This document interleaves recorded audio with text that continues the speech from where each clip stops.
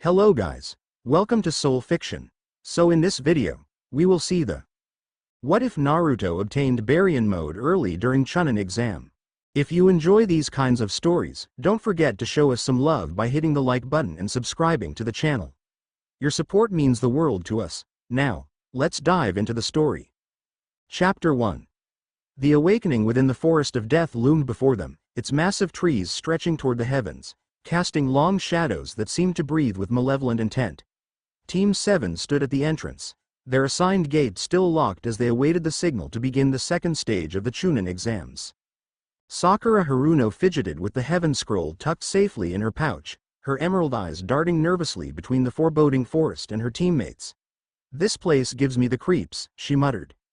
Sasuke Uchiha maintained his usual stoic demeanor, arms crossed as he leaned against the gate. "Stay focused. We need to acquire an earth scroll and reach the tower without getting killed.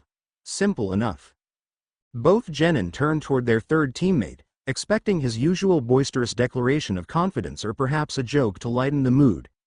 Instead, Naruto Uzumaki stood perfectly still, his azure eyes fixed on the forest with an intensity that seemed almost predatory.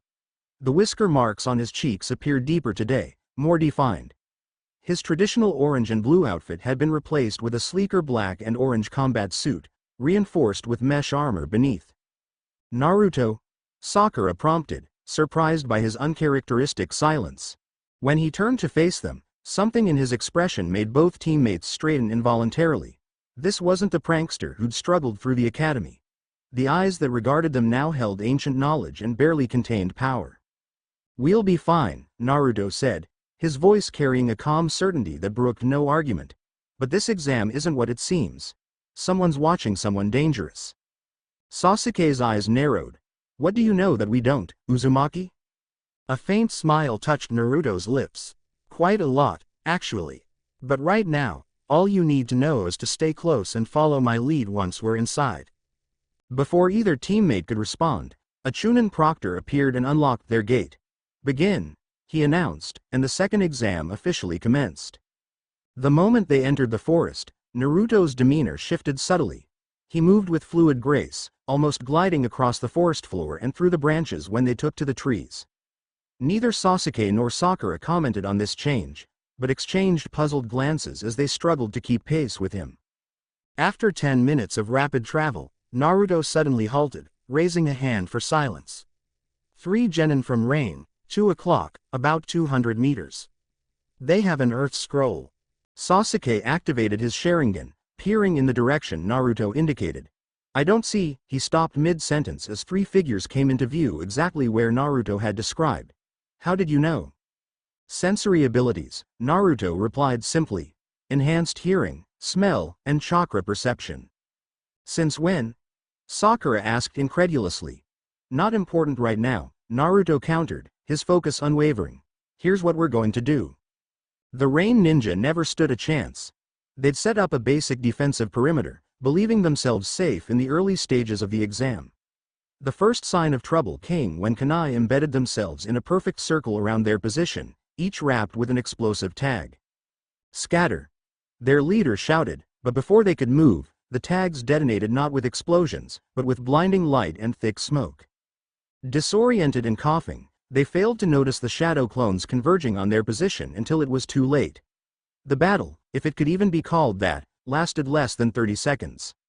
When the smoke cleared, Sasuke and Sakura emerged from their hiding spots to find Naruto standing over three unconscious Rain genin, an earth scroll twirling casually around his finger.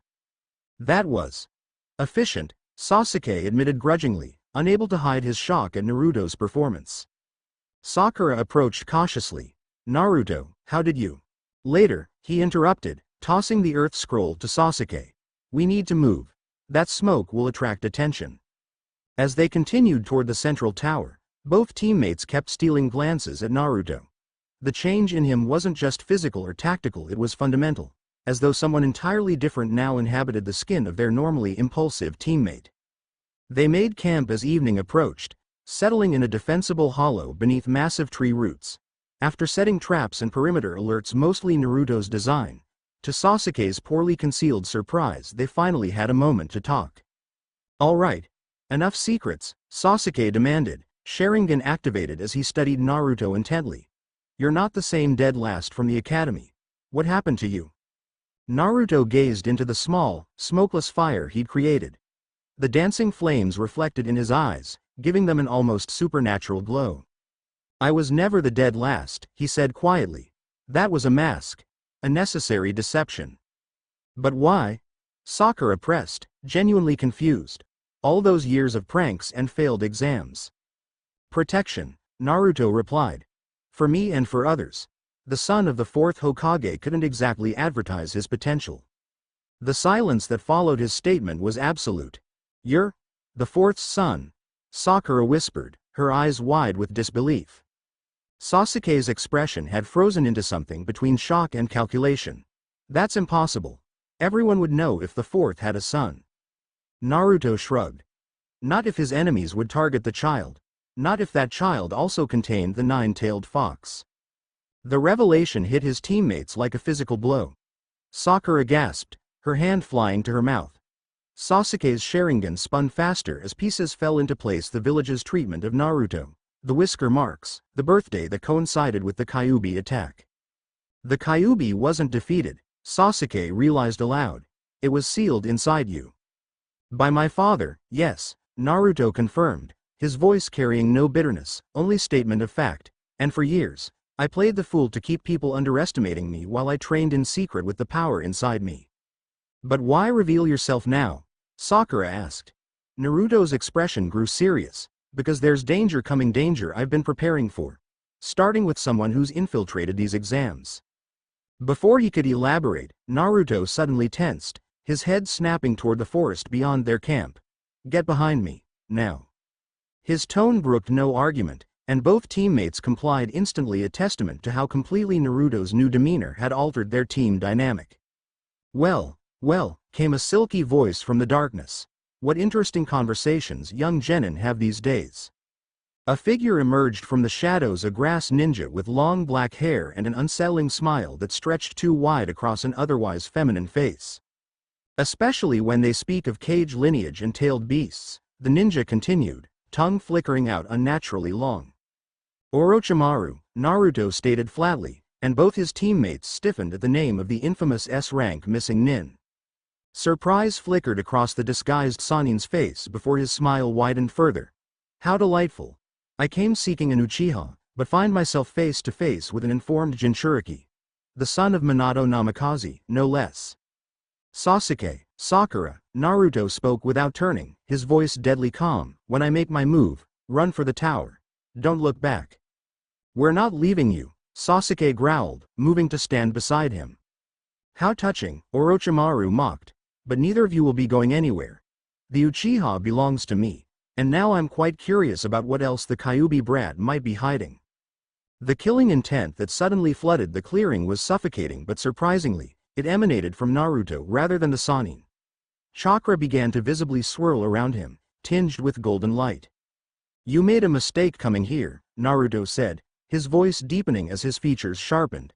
The whisker marks on his cheeks darkened and elongated while his canines lengthened into subtle fangs. Orochimaru's eyes widened with genuine interest. Oh, and what mistake would that be, boy? Naruto's lips curved into a dangerous smile, thinking you're the predator in this forest. The chakra surrounding him suddenly flared brighter, shifting from golden to a brilliant blue-white that illuminated the clearing like daylight. The energy didn't rage wildly as one might expect from a Jinchuriki losing control. Instead, it moved with precision, condensing around Naruto's form like a second skin. What is this power? Orochimaru demanded, his casual demeanor slipping as he sensed something far beyond what a genin should possess. Something you've never encountered before, Naruto answered, his voice resonating with power. Something even the Kyuubi fears. The chakra surrounding him took on a distinctive pattern, geometric lines of energy flowing across his body like circuits of light. His eyes, once blue, now glowed with an inner radiance that seemed to pierce through everything they gazed upon. Baryon mode, Naruto announced quietly. The fusion of my chakra and the Kyuubi's, consuming both to create something new. Before anyone could react, Naruto vanished from sight. Orochimaru's instincts saved him as he barely dodged the fist that shattered the tree behind where he'd been standing. The ancient timber, easily 15 feet in diameter, cracked from the impact point to its crown, toppling with a thunderous crash. Impressive speed, Orochimaru conceded, landing gracefully on a nearby branch, but you'll need more than.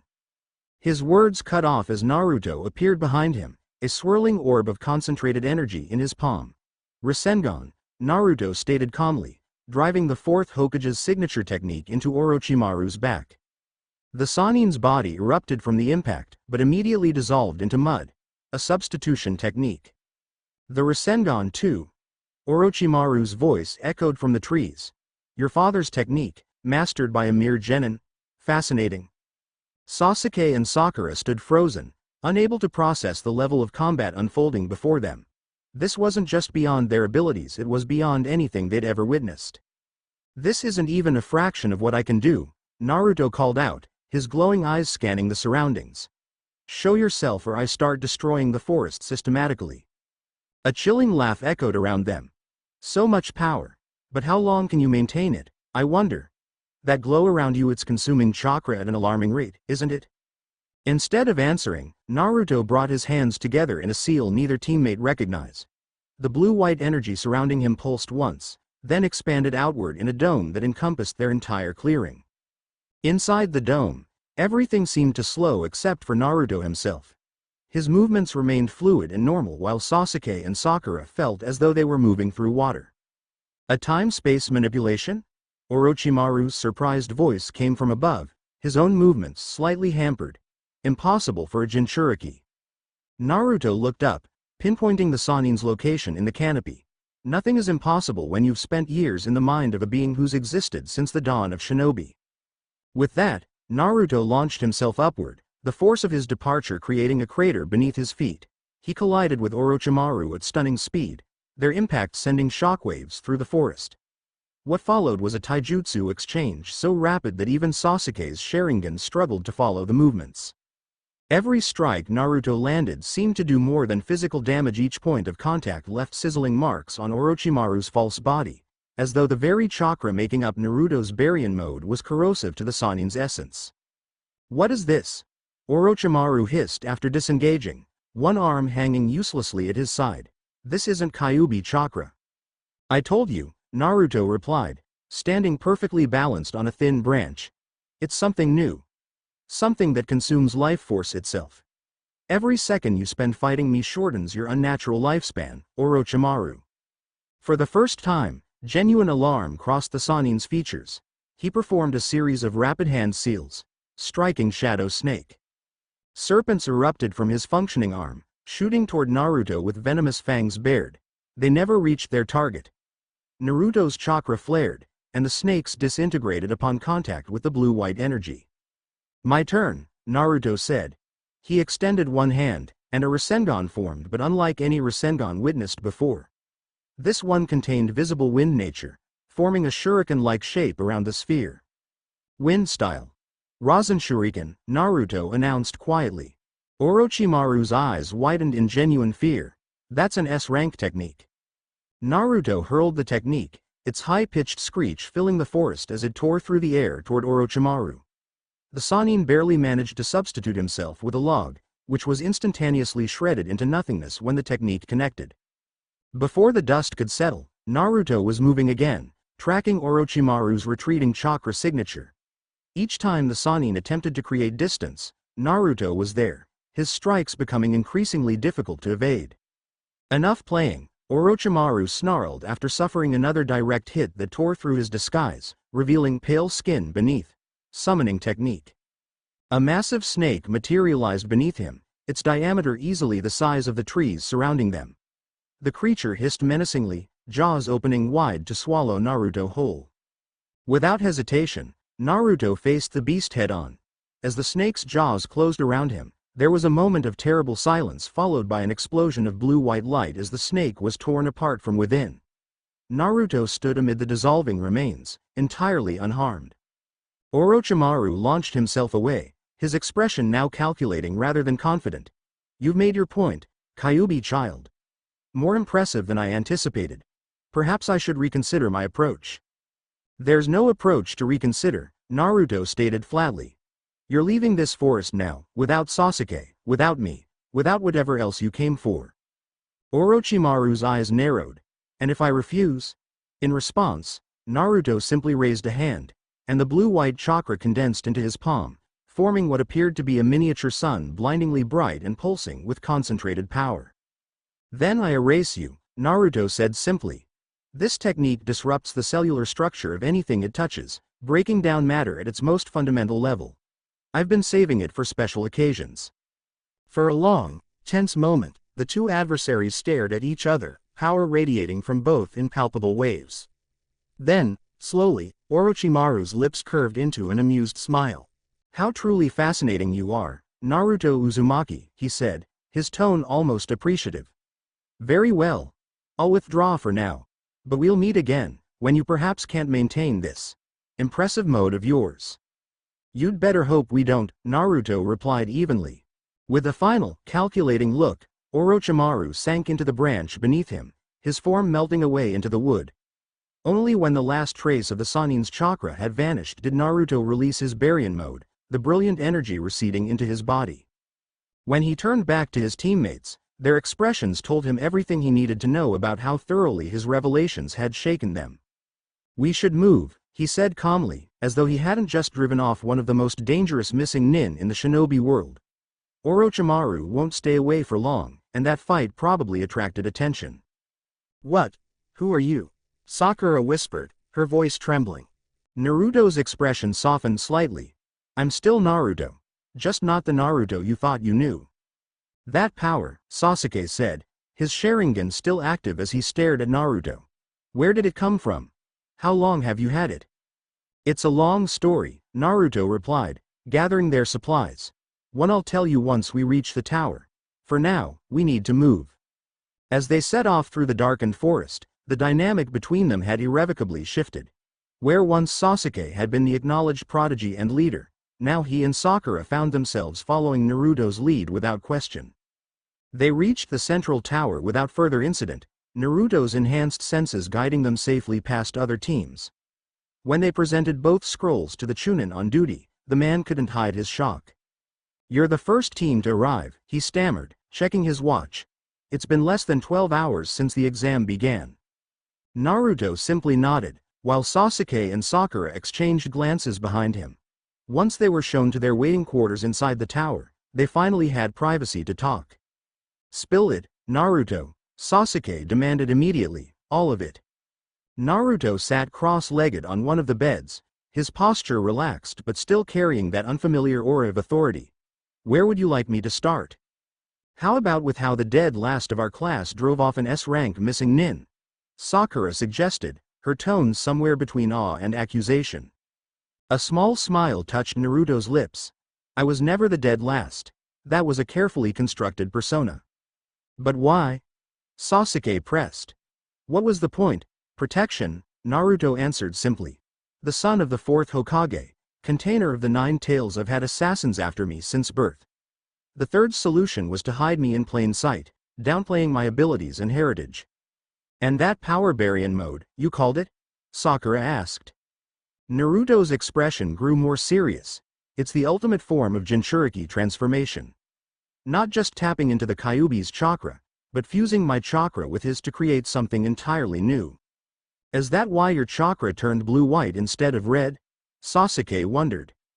Exactly, Naruto confirmed. Regular Jinchuriki chakra is corrosive, wild. Baryon mode is refined, controlled, but far more powerful and costly. Costly how? Sakura's analytical mind immediately caught the implication.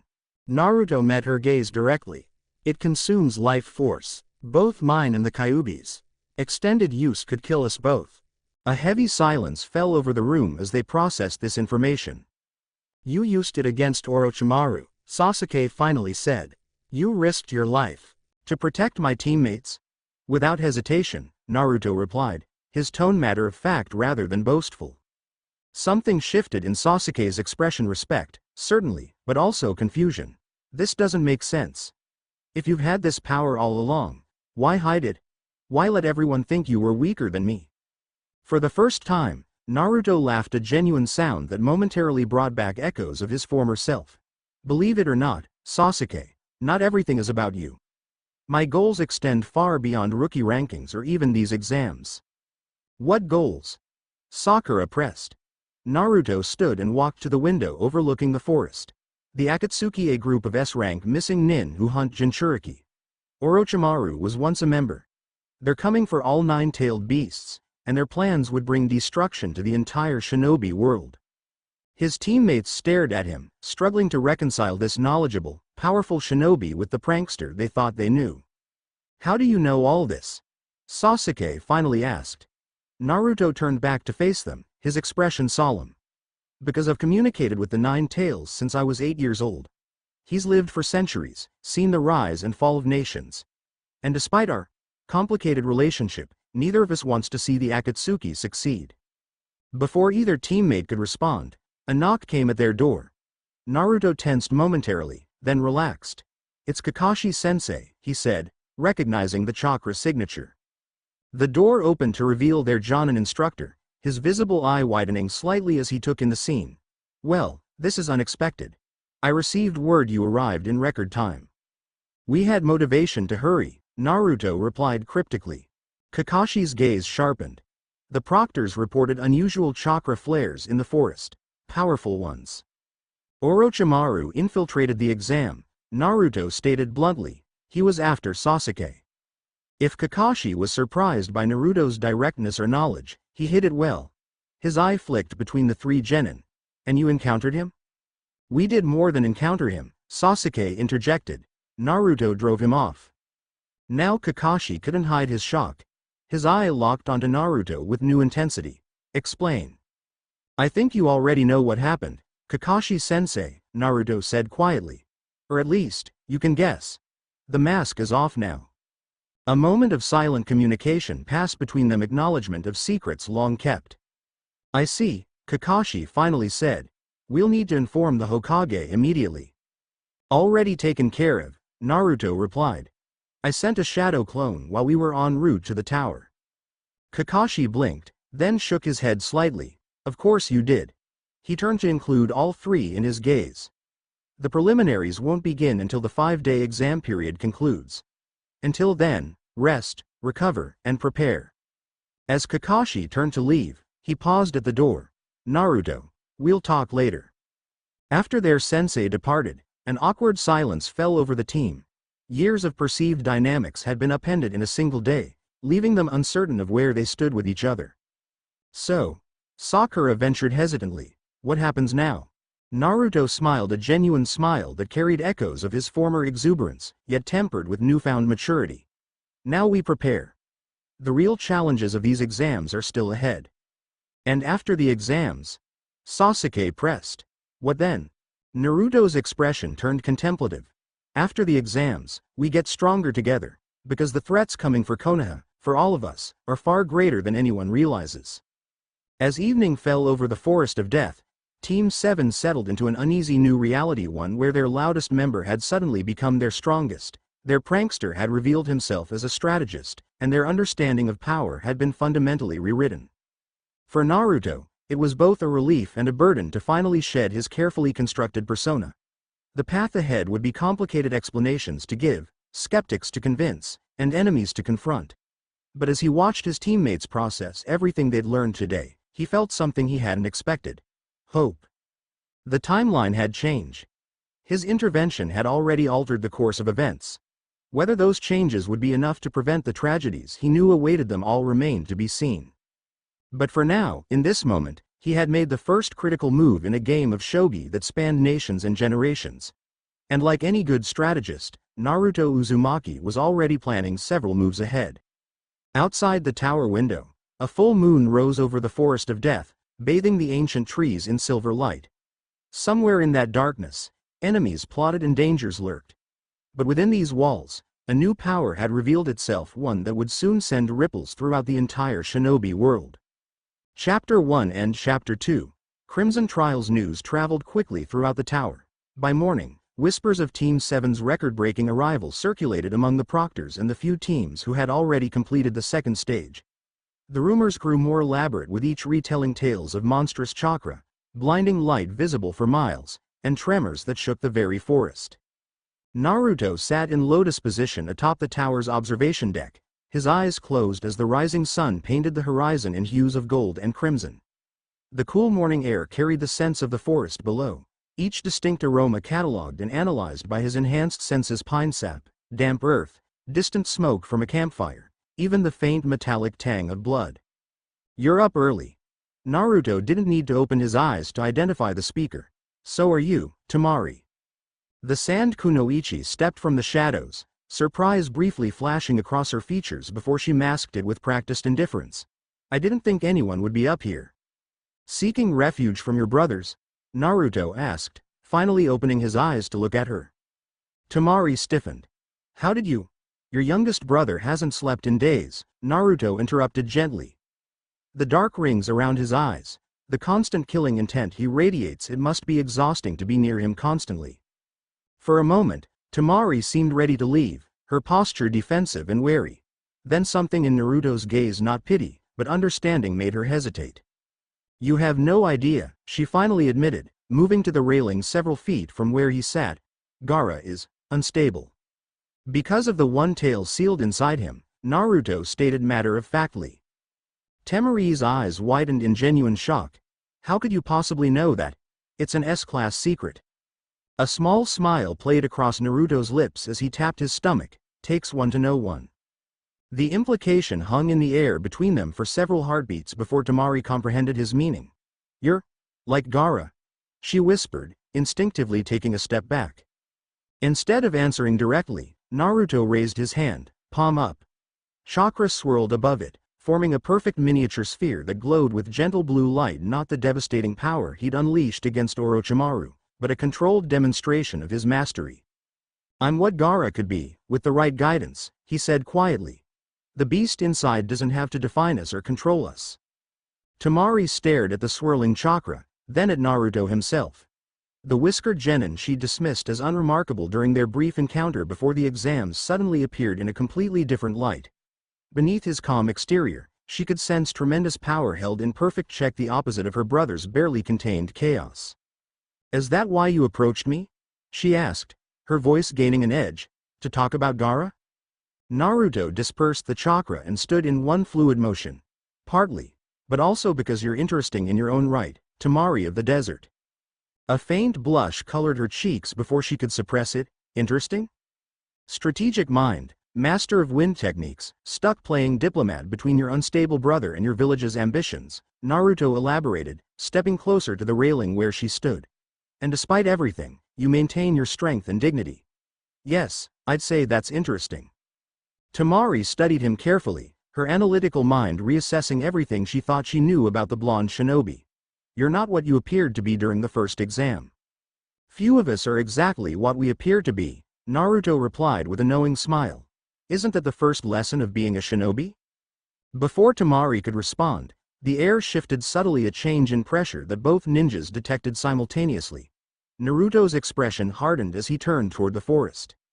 "More teams are arriving," he noted, "including your brothers." Temari tensed visibly. "How can you tell from this distance?" "Gaara's chakra has a distinctive taste," Naruto explained, "like blood-soaked sand on a hot day." The poetic yet disturbing accuracy of the description sent a chill down Temari's spine. "You really can sense him." "Just as he'll be able to sense me once he gets closer," Naruto confirmed. "We'll have our confrontation soon enough, but not here, not now." Something in his tone, the absolute certainty with which he spoke of the future, caught Temari's attention. "You know something about what's coming, don't you?" Naruto's blue eyes met hers, ancient wisdom swimming in their depths. "Let's just say I have a vested interest in changing certain outcomes for Konoha, for your village, and for Gaara himself." He turned to leave, then paused, glancing back over his shoulder. "When the time comes, Temari, remember that not all plans are worth following, especially those made by men who view their own children as nothing more than weapons." Before the stunned kunoichi could formulate a response, Naruto had vanished from the deck, leaving her alone with thoughts as turbulent as the desert storms she commanded. The remaining days until the preliminary matches passed in a blur of tension and preparation. Each new team that arrived at the tower added to the growing awareness that something had fundamentally changed in the dynamics of the exam. The focal point of this change was increasingly obvious. Naruto Uzumaki, whose very presence now seemed to command attention without him speaking a word. Kakashi observed these shifts with a mixture of pride and concern. Standing in the Hokage's private chamber within the tower, he delivered his report with characteristic precision. It's as if he's become a different person overnight, Kakashi concluded. The skills, the power, the tactical awareness, they're at least Jonin level, possibly higher. The third Hokage puffed thoughtfully on his pipe, weathered face creased in contemplation. And you believe his claim about encountering Orochimaru? The physical evidence supports it, Kakashi confirmed. Enbu found traces of the battle trees shattered, chakra residue consistent with Orochimaru's known signature, and something else. Something they couldn't identify. Baryon mode, the Hokage murmured, the unfamiliar term sitting heavily in the air. A fusion of human and Biju chakra that transcends even the perfect Jinchuriki state. I've never heard of such a thing. Nor have I, Kakashi admitted. But whatever it is, it was powerful enough to drive off Orochimaru. The question is how Naruto acquired such power, and why he chose now to reveal it. The Hokage exhaled a cloud of smoke, his eyes distant with calculation. Keep watching him, Kakashi. Support him, but be vigilant. If he truly possesses power of that magnitude. You're concerned about control. I'm concerned about many things, the old leader replied cryptically. Including what other secrets our young Uzumaki might be keeping. The day of the preliminary matches arrived with an electric atmosphere pervading the tower's combat arena. 21 genin had survived the forest of death, necessitating a single elimination tournament to reduce their numbers before the final stage. Teams stood grouped together on the arena floor, many still bearing the wounds and fatigue of their forest ordeal. All except Team 7, who looked refreshed and alert, particularly Naruto, whose confident posture and clear eyes drew curious and sometimes envious glances from the other competitors. Check out Uzumaki, Kiba Inuzuka muttered to his teammates, acting like he owns the place. Beside him, Hinata Hyuga observed Naruto with a different perspective. Always attuned to him, she'd noticed the changes immediately, the way he moved with newfound grace, the quiet authority in his bearing, the absence of his customary nervous energy. This Naruto radiated calm power. And rather than diminishing her feelings, the transformation only intensified them. He seems different, she whispered, her pale eyes widening slightly as Naruto suddenly looked directly at her, as if sensing her attention from across the room. To Hinata's shock, Naruto smiled warmly and gave her a small nod of acknowledgement before returning his attention to the proctor. The brief interaction sent heat rushing to her cheeks, but unlike her usual embarrassed fluster, she found herself standing taller, emboldened by the recognition. Nearby, Ino Yamanaka had also noticed the exchange. Since when does Naruto notice Hinata? She whispered to Shikamaru, who merely shrugged.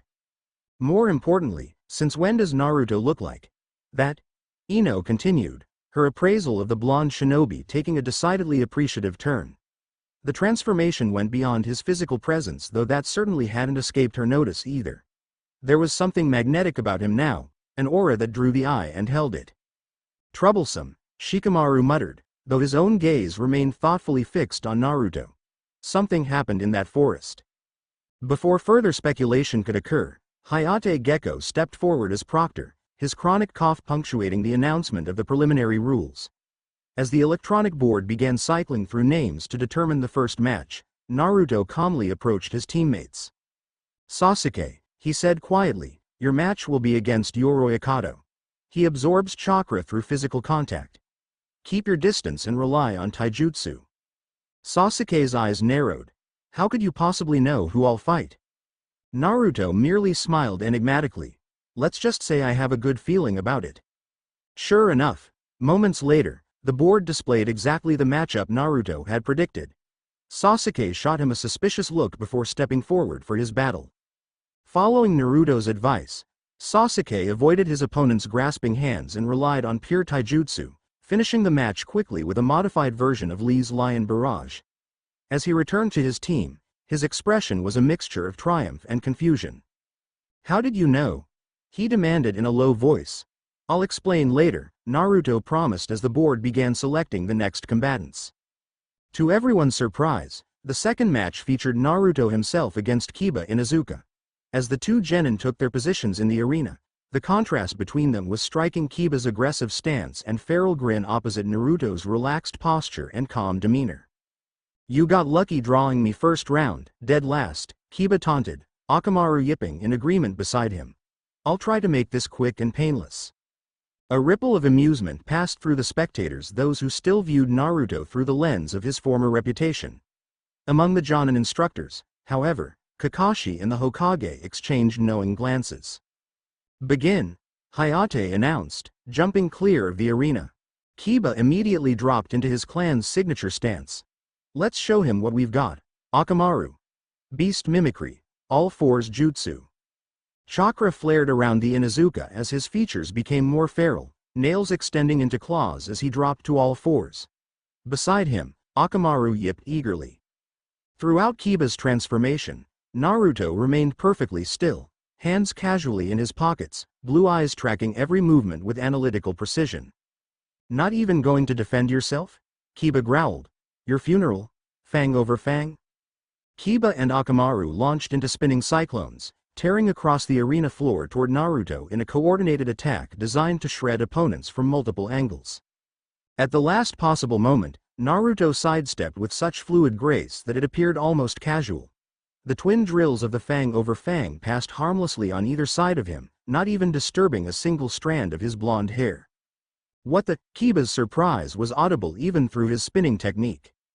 As the Inuzuka and his partner regrouped for another pass, Naruto finally spoke. "You're predictable, Kiba.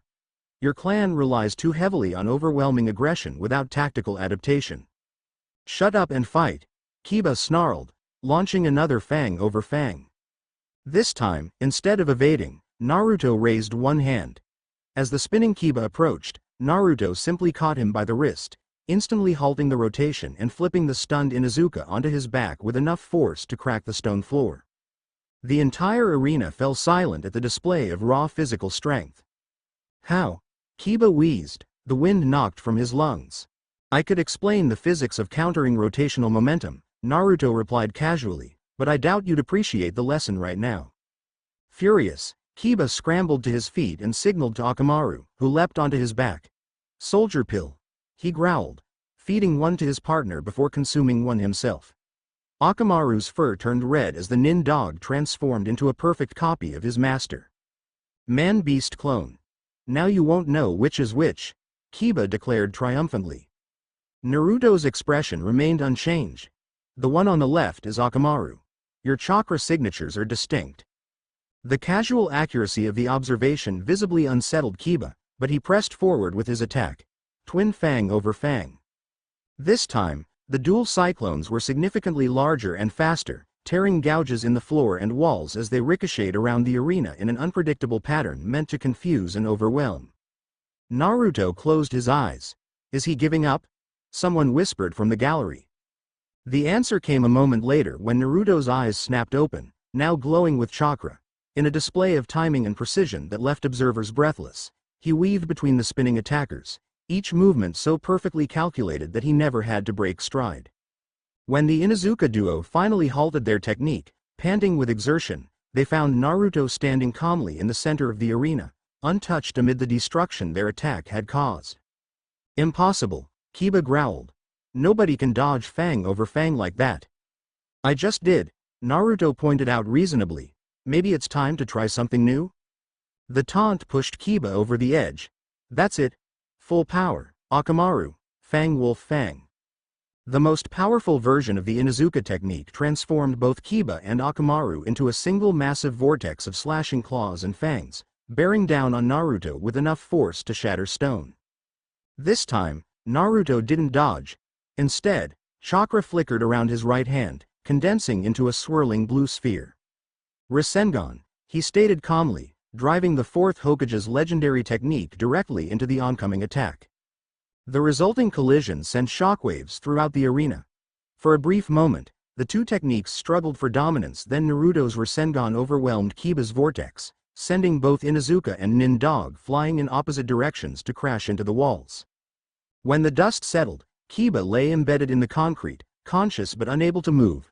Across the arena, Akamaru whimpered weakly, his transformation dispelled.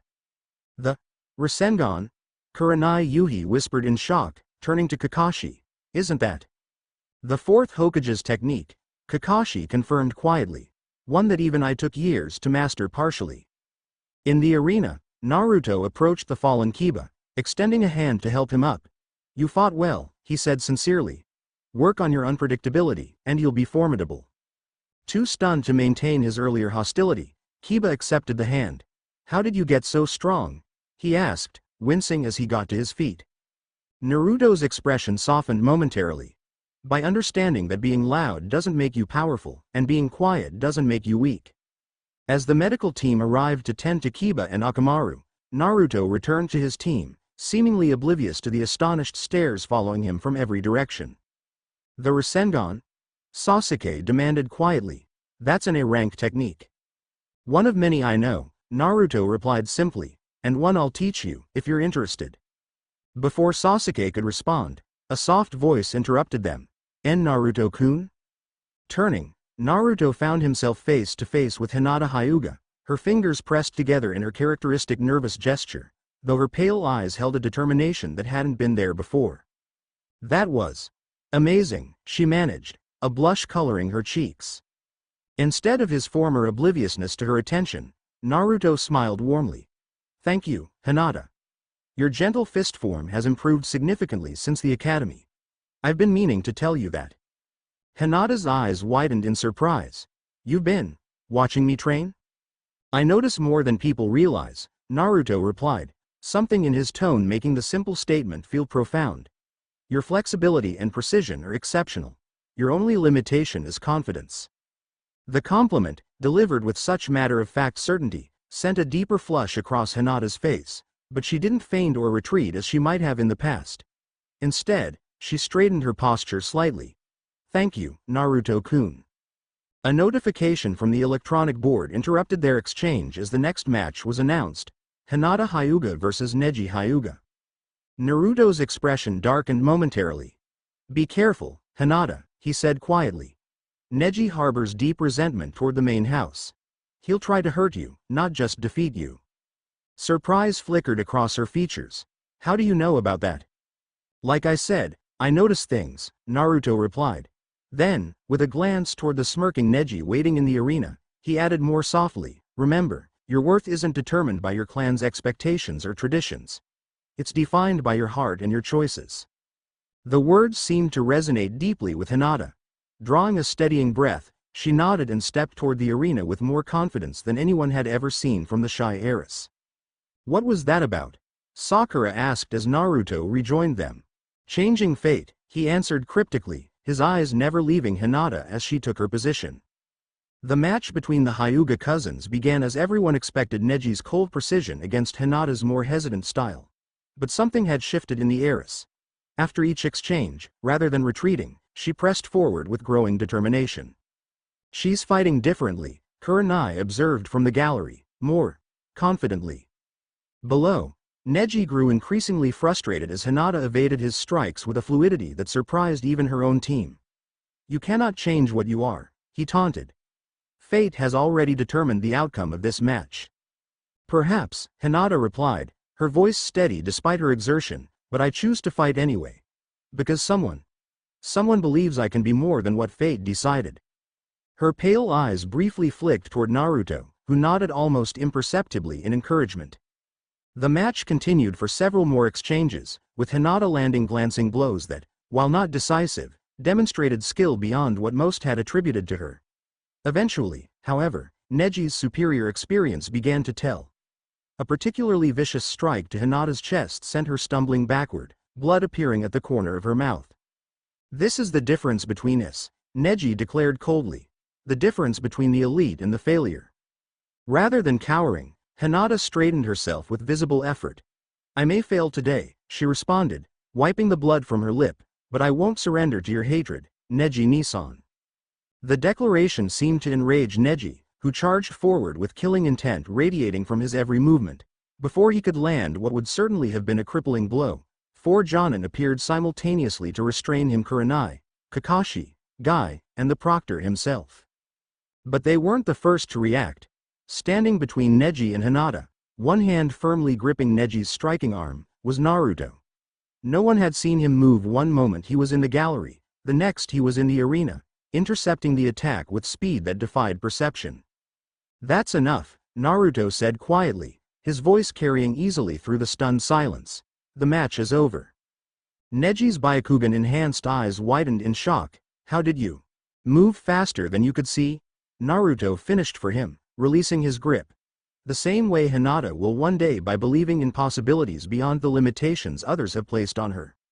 As the medical team rushed forward to attend to Hinata, who had collapsed from her injuries, Naruto knelt beside her. "You were magnificent," he told her, his voice gentle but pitched for her ears alone. "Rest now. I'll handle Neji." A soft smile crossed Hinata's face before she slipped into unconsciousness. As the medics carried her away, Naruto stood and faced Neji, whose expression had hardened into cold contempt. "You're next, aren't you?" Neji observed, noticing the way the other genin were keeping their distance from Naruto. "The dead last who suddenly isn't. I look forward to demonstrating the power of fate when we meet in the finals." "Fate is just another word for giving up," Naruto replied evenly. "And I never give up. Remember that when we face each other." With that, he turned and walked away, leaving Neji seething in the arena. As he passed Hinata's stretcher, he paused to place his hand gently over hers for a brief moment, a gesture that did not go unnoticed by several observers, including a suddenly thoughtful Ino Yamanaka. The remaining preliminary matches continued throughout the day, each participant now acutely aware of the blonde-haired genin watching from the gallery. When Ino's match against Sakura ended in a double knockout, Naruto was the one who jumped down to check on both Kunoichi, carrying them gently to the medical bay with a shadow clone's assistance. As Ino regained consciousness, she found herself looking up into concerned blue eyes. "Welcome back," Naruto said with a small smile. "That was an impressive mind transfer technique." Ino blinked in surprise. "You were watching my match?" "Of course," Naruto replied. "You've always had exceptional chakra control and mental fortitude. Your clan techniques are fascinating." The casual compliment, delivered with such genuine interest, caught Ino off guard. This wasn't the loud, attention-seeking boy she remembered from the academy. This Naruto spoke with quiet confidence and observed with keen intelligence. "Thanks," she managed, sitting up slowly. "What happened after I passed out?" "Double knockout," Naruto explained. "You and Sakura eliminated each other simultaneously. It was actually quite impressive. You're well matched." Ino's competitive nature bristled slightly at being considered well matched with her rival, but something in Naruto's appreciative tone soothed the sting. "Where is Billboard Brow anyway?" Still unconscious, Naruto nodded toward the adjacent bed. "She'll be fine, though. You both used a lot of chakra." As Ino studied him more carefully, she noticed subtle changes she hadn't registered before: the way he carried himself, the clarity in his gaze, the complete absence of his former nervous energy. "You're different," she stated directly. "What happened in that forest?" Naruto's expression shifted, becoming more guarded. "Let's just say I decided it was time to stop pretending." "Pretending what?" "To be less than I am," he answered simply. Before Ino could press further, a medical ninja approached to check her condition. Naruto stepped back, giving them space. "Rest up, Ino," he said. "The finals will be challenging for everyone." As he turned to leave, Ino called after him, "Hey, Naruto." He paused, glancing back questioningly. "Save me a dance at the celebration after the exams," she said with a playful smile, surprising herself with the spontaneous invitation. For a brief moment, the serious demeanor cracked, and Naruto's familiar bright grin flashed across his face. "I'd like that," he replied before slipping out the door. Left alone with the still unconscious Sakura, Ino found herself contemplating this new version of Naruto with unexpected interest. Well, she murmured thoughtfully. "When did you become so intriguing?" By day's end, the preliminary matches had concluded, leaving 8 genin qualified for the finals. Naruto Uzumaki, Sasuke Uchiha, Neji Hyuga, Gaara of the Desert, Shikamaru Nara, Temari, Kankuro, and Shino Aburame. As they gathered to draw lots for the tournament bracket, tension filled the air, particularly between Naruto and Neji, and more subtly between Naruto and Gaara. The red-haired sand ninja had watched Naruto with increasing intensity throughout the day, his usual bloodlust tempered with something new: confusion. When their eyes met across the arena, an unspoken communication passed between them Jinchuriki to Jinchuriki, each recognizing the burden carried by the other, yet manifesting it in dramatically different ways. When the tournament bracket was finalized, Naruto found himself matched against Neji in the first round exactly as he'd anticipated. Sasuke would face Gaara, Shikamaru against Temari, and Kankuro versus Shino. "You have 1 month to prepare for the final stage," the Hokage announced. "Use this time wisely to develop your skills and strategies." As the participants dispersed, Kakashi approached his students. "Impressive performances, all of you," he said, his visible eye crinkling in a smile. "Sasuke, I'll be working with you personally this month. As for you, Naruto." "I have my own training plans," Naruto interjected smoothly. "If that's acceptable, sensei." Kakashi studied him for a long moment. "After what I've seen today, I think you've earned that right, but keep me informed." "Of course," Naruto agreed easily. "And Sakura will need training too, even though she didn't advance."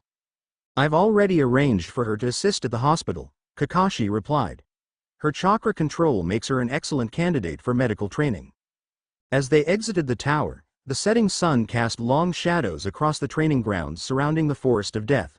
Most teams had already departed, eager to begin their month of preparation, but a solitary figure waited near the gate. Temari, arms crossed, teal eyes fixed on Naruto. "Go ahead without me," Naruto told his teammates. "I'll catch up." Sasuke glanced between Naruto and the sand kunoichi, one eyebrow raised questioningly, but simply nodded and continued walking with Kakashi.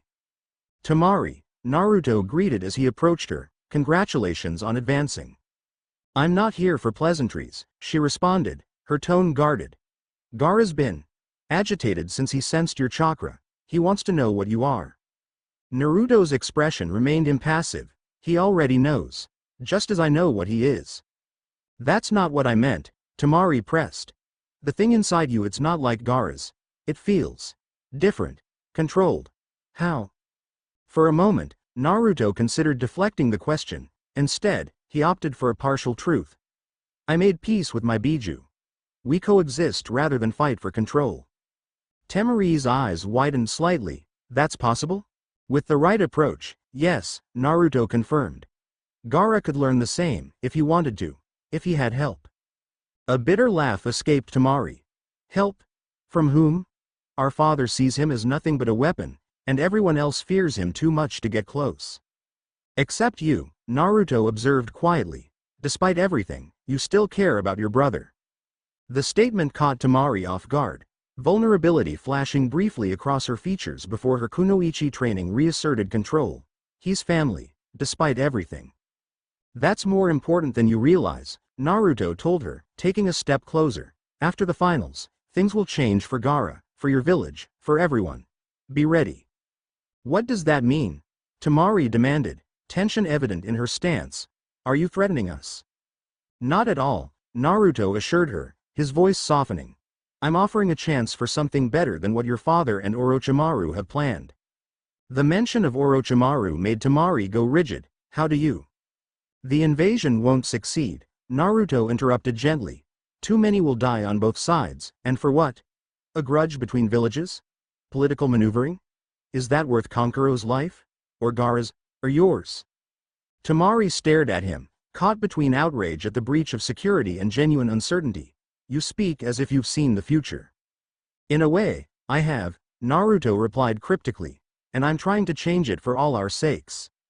The setting sun cast half his face in golden light, the other in shadow, creating a striking visual metaphor for the duality of his nature: the sunny, optimistic Naruto she'd glimpsed occasionally through the day, and this mysterious, powerful shinobi who seemed to know far too much. "Why tell me this?" Temari finally asked. "Why not go straight to your Hokage?" "Because you have influence with your brothers," Naruto explained. "Especially Kankuro, and because I think you already have doubts about this mission." The accuracy of his assessment unnerved her further. Temari prided herself on her poker face, on never revealing her thoughts or feelings, especially regarding missions.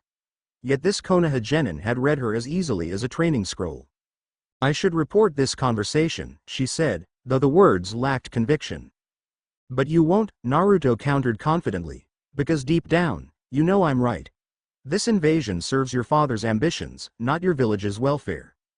He held her gaze for a long moment, then added more softly, think about what I've said, Tamari.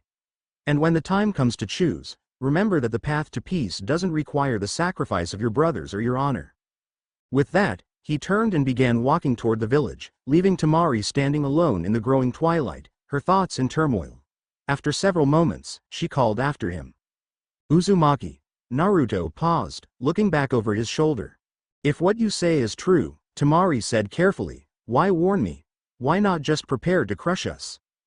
A gentle smile crossed Naruto's face, genuine warmth replacing the intense focus of moments before.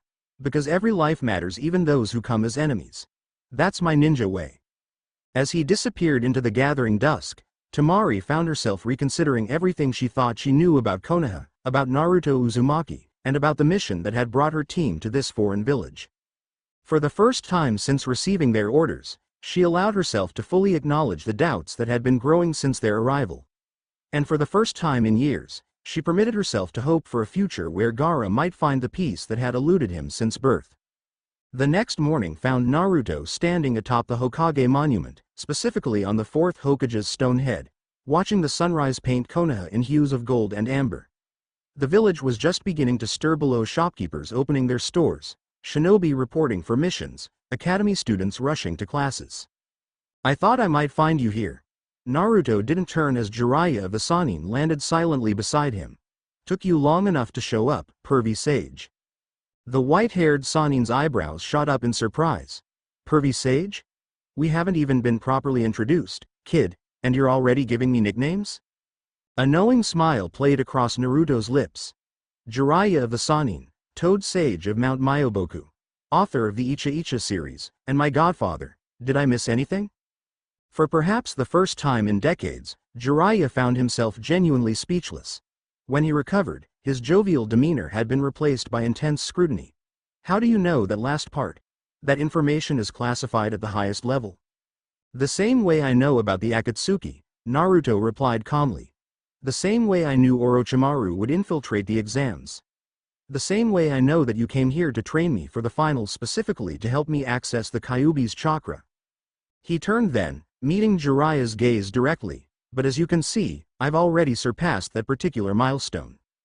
To demonstrate, Naruto allowed golden chakra to flicker briefly around his form, not the full Baryon mode that had confronted Orochimaru, but the more sustainable 9 Tails chakra mode that represented perfect harmony with the Biju within him. Jiraiya's eyes widened perceptibly. That's not just access to the 9 Tails chakra. That's something else entirely. Perfect synchronization, Naruto confirmed, letting the golden aura fade.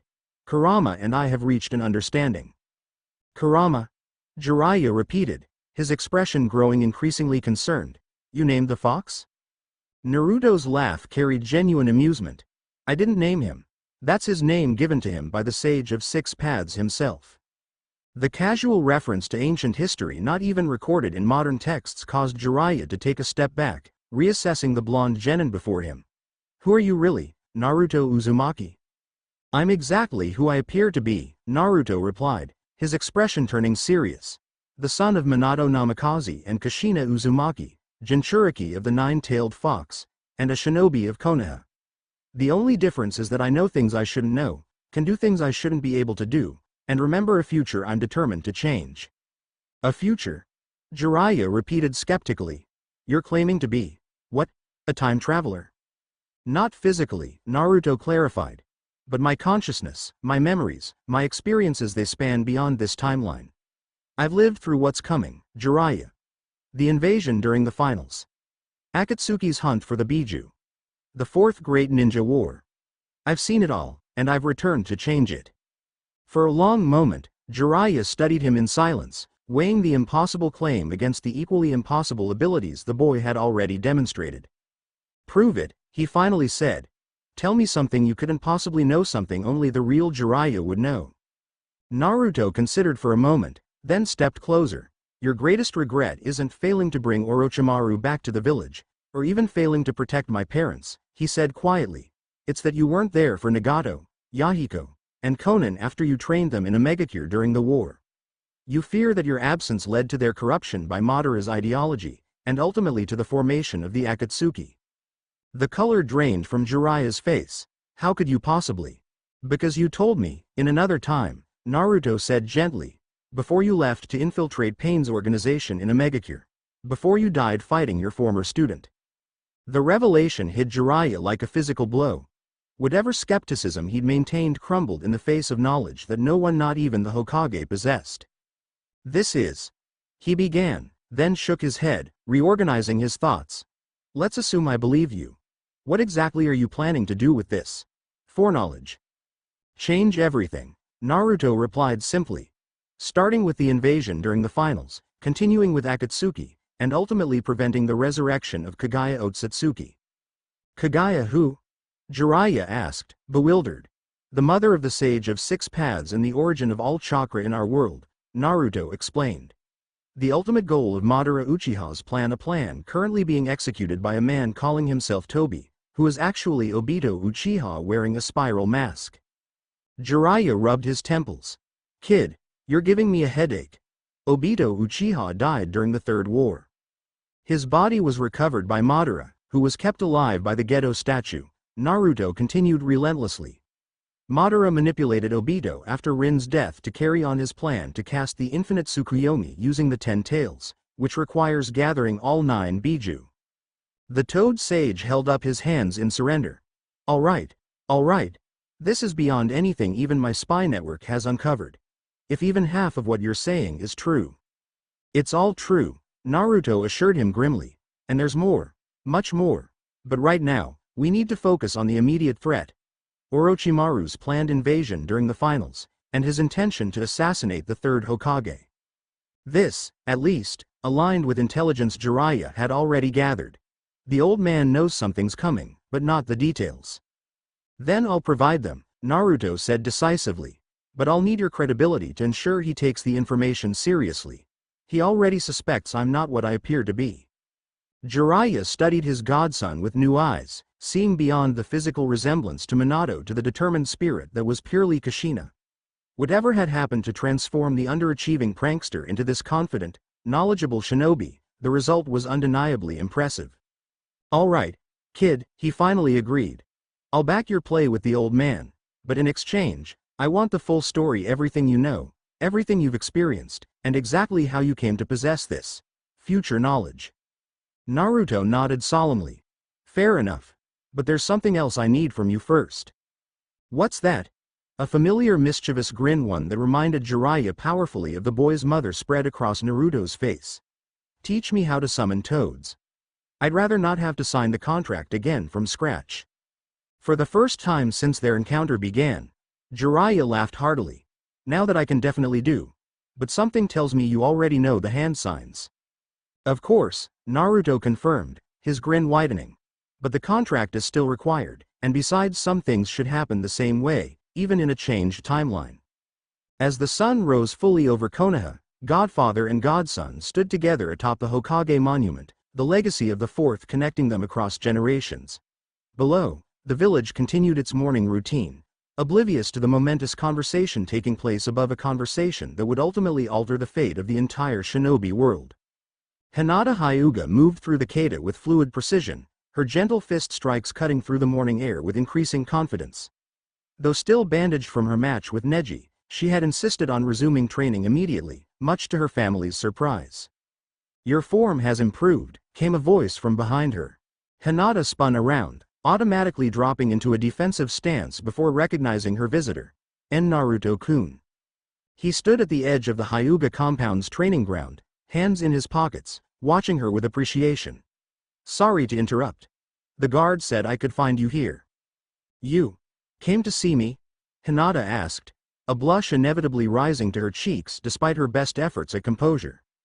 Naruto approached, his movements relaxed yet somehow still conveying that unmistakable aura of controlled power she'd witnessed during the preliminaries.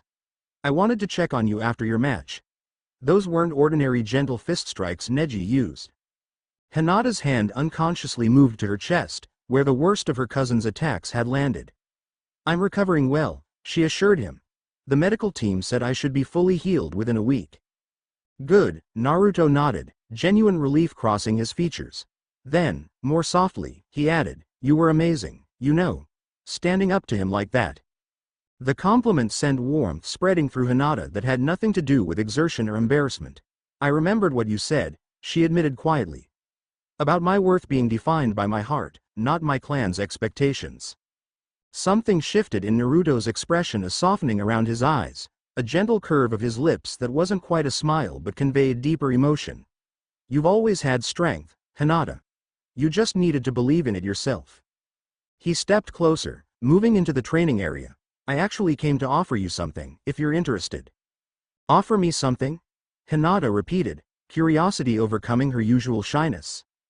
"Training," Naruto clarified. "Not in the gentle fist that's your clan's specialty, but in something complementary to it." Hinata's pale eyes widened. "You want to train me?"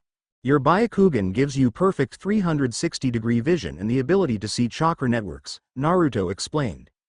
"Combined with your natural flexibility and precision, you have the potential to develop a fighting style that transcends traditional gentle fist." The analytical assessment, delivered with such matter-of-fact confidence, left Hinata momentarily speechless. No one had ever evaluated her abilities so thoroughly or spoken of her potential with such certainty, not her father, not her sensei, not even Kurenai, who had always been supportive.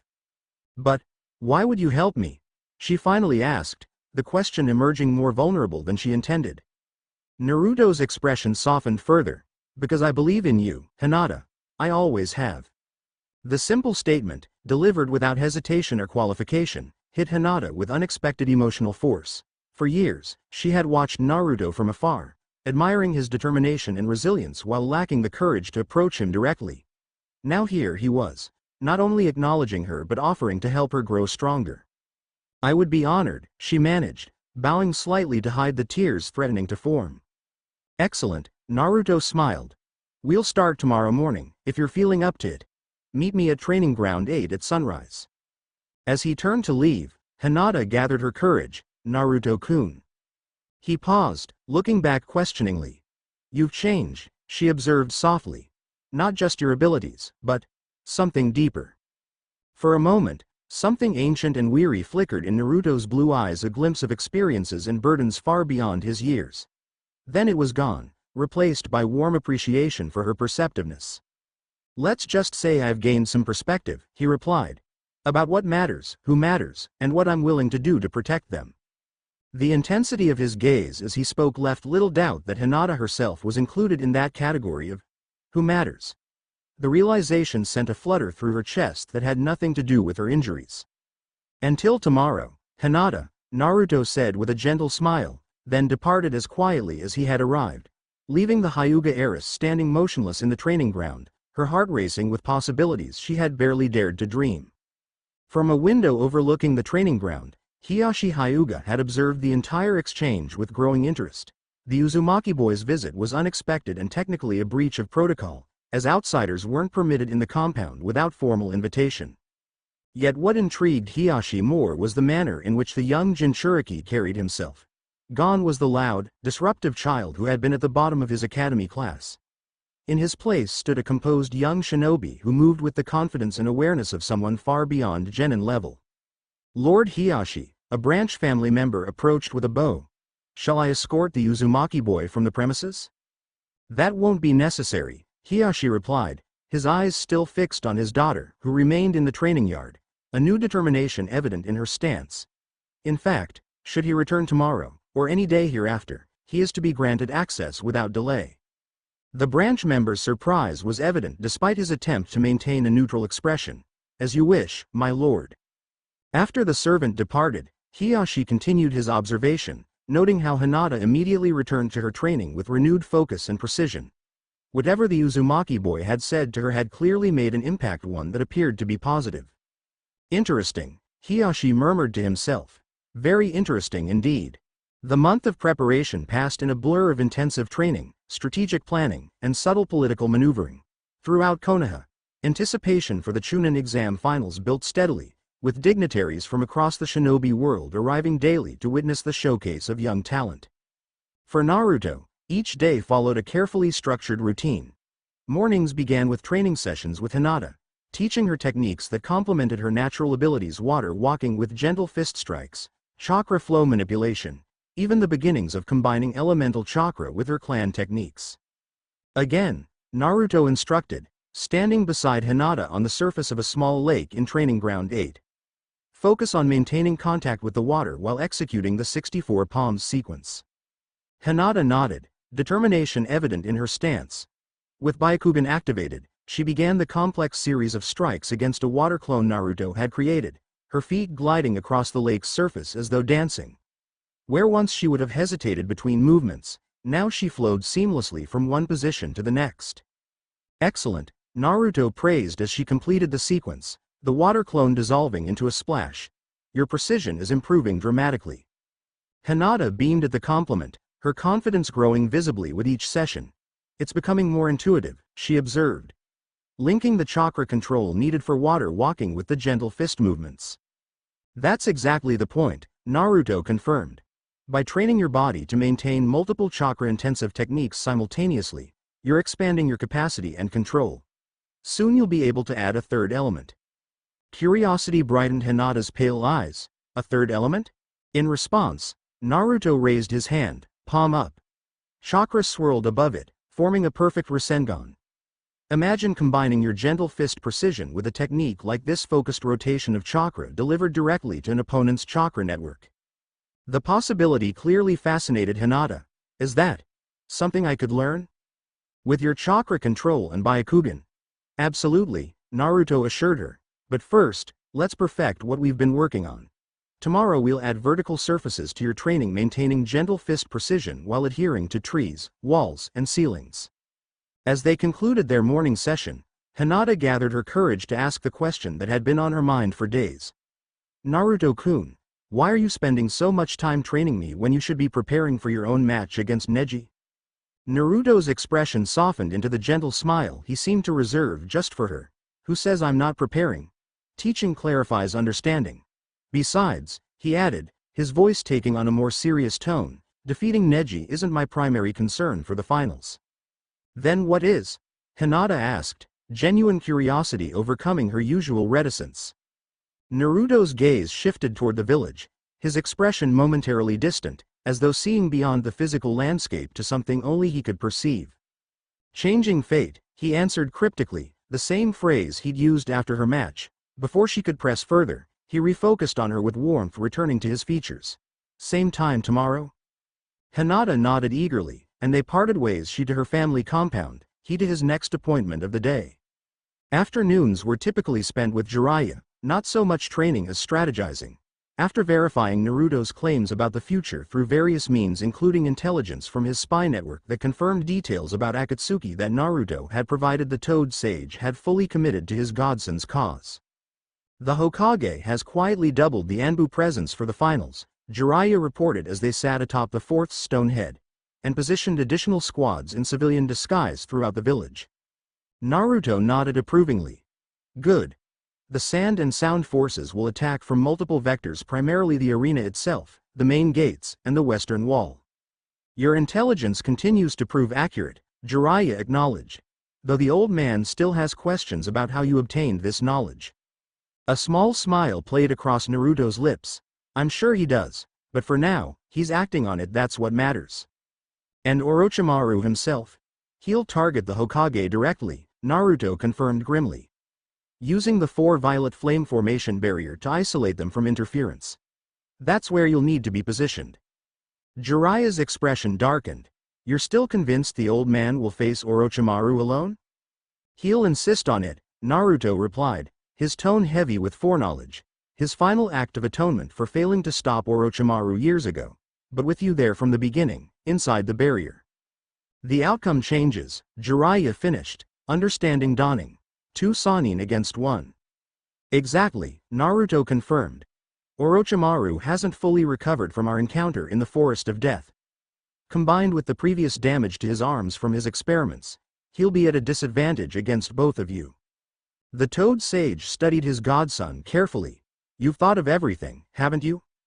Not everything, Naruto admitted.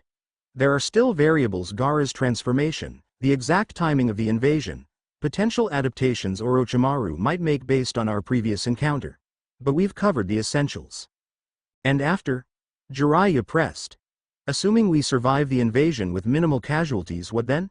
Akatsuki won't wait forever. Naruto's expression hardened with determination. Then we take the fight to them, rather than waiting for them to pick us off one by one. We locate Nagato in a megacure. We find Obito before he can gather more Biju. We dismantle their organization methodically, with precision. Ambitious, Jiraiya observed, neither approving nor disapproving, and risky. Less risky than allowing their plans to progress, Naruto countered. The fourth great ninja war cost tens of thousands of lives, Jiraiya. Villages razed, families destroyed, entire bloodlines extinguished. If preventing that requires risk, so be it. The conviction in his voice, the absolute certainty born of having witnessed such devastation firsthand, silenced any further objections. Instead, Jiraiya placed a hand on Naruto's shoulder, the gesture conveying both support and shared burden. Your father would be proud, he said quietly, Kushina too. Something vulnerable flickered across Naruto's features before he masked it with a small smile. I hope so.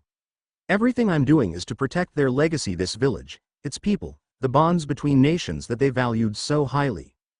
As the sun began its descent toward the horizon, Godfather and Godson continued their planning, fine-tuning contingencies for the coming conflict while birds soared obliviously around the stone faces of leaders past and present.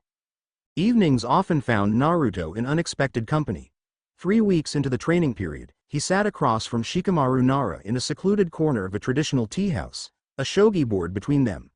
The Nara heir studied the board with his characteristic intensity, fingers steepled beneath his chin. Interesting move, Shikamaru murmured, observing Naruto's latest play. Not conventional. Conventional tactics are predictable, Naruto replied, sipping his tea calmly. Predictability gets shinobi killed. Shikamaru's sharp eyes flicked up from the board to study his opponent. You know, I keep waiting for the real Naruto to return, the loud one who would never have the patience for shogi, let alone play at this level. A small smile touched Naruto's lips. Maybe this is the real Naruto. Maybe the other was just a mask.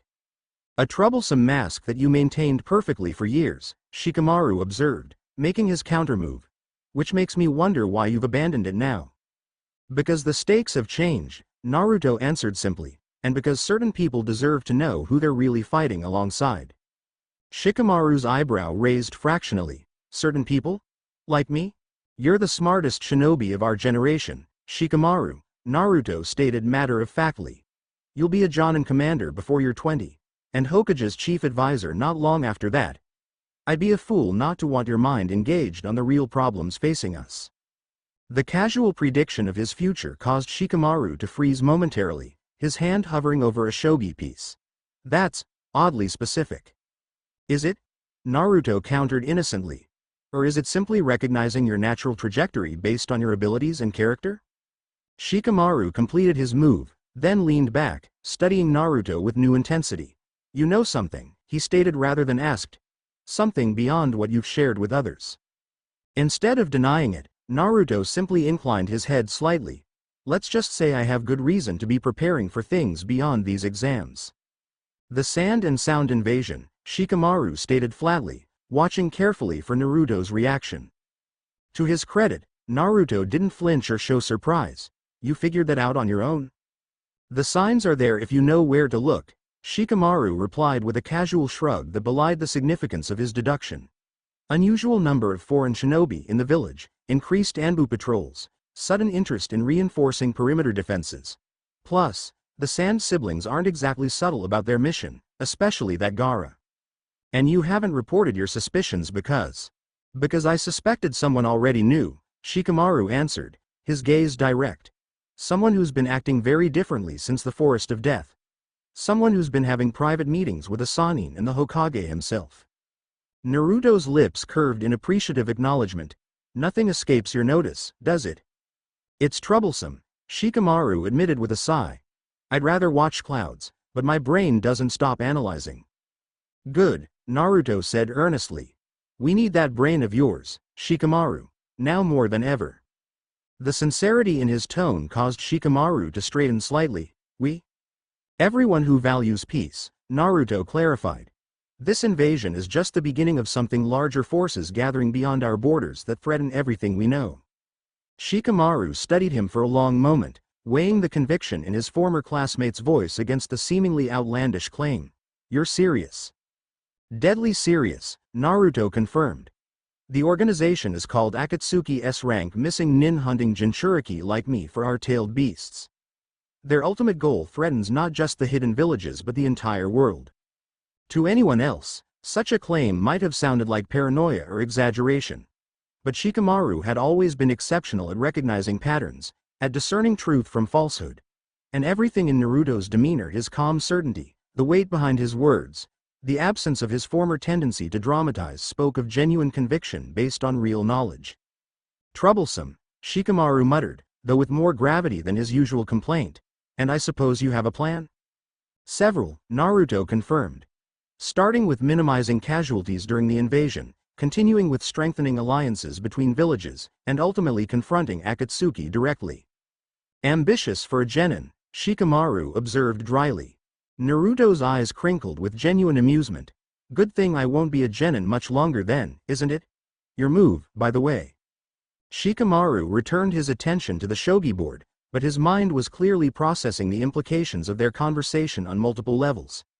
After making his play, he looked up with newfound resolve in his typically lazy expression. After the finals, he said quietly, I want the whole story. Everything you know about this Akatsuki, their members, their plans. If there's strategy to be developed, I want in. The request, or perhaps demand, brought a genuine smile to Naruto's face. I wouldn't have it any other way. Though I should warn you, once you know everything, there's no going back to just watching clouds. Figured as much, Shikamaru sighed resignedly.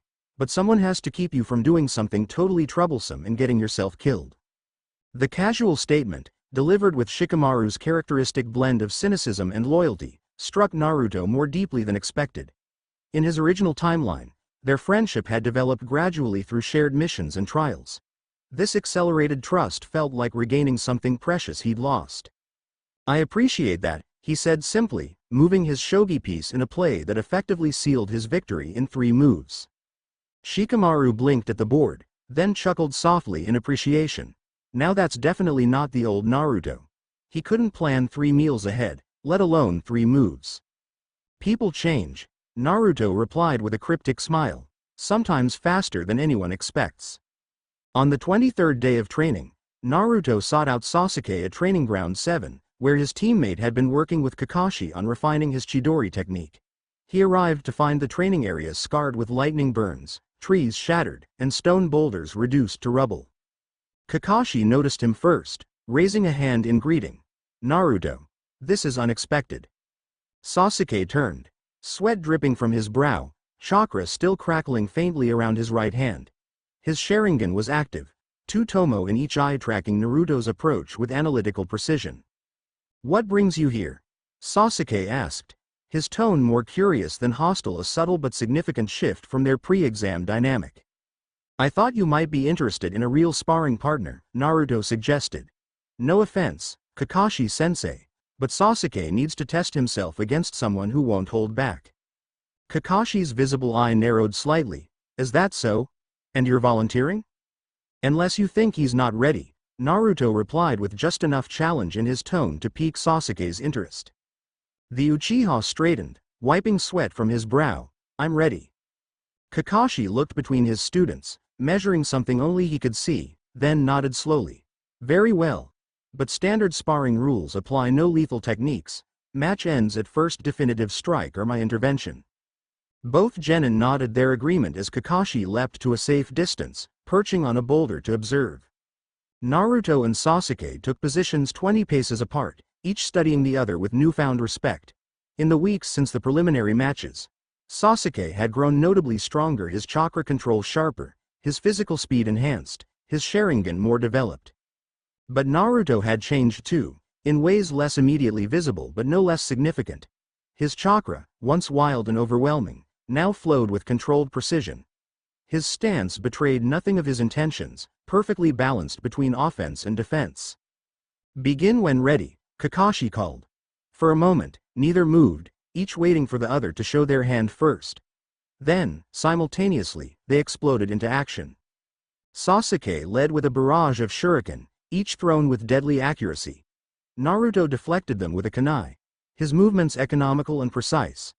When Sasuke followed with a grand fireball jutsu, Naruto countered with a water wall that sent steam billowing across the training ground.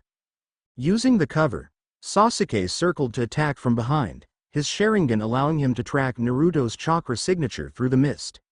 His kick connected with nothing, as Naruto's form dissolved into water. Water clone, Sasuke realized aloud, spinning to block the real attack he anticipated from behind. Instead, Naruto erupted from the ground beneath him, a technique borrowed from Kakashi's repertoire. Sasuke barely evaded, flipping backward as Naruto's fist shattered the earth where he'd been standing. Earth style too. Sasuke noted, genuine surprise in his voice. When did you learn elemental techniques? I've had time to diversify, Naruto replied cryptically, flowing seamlessly into his next attack.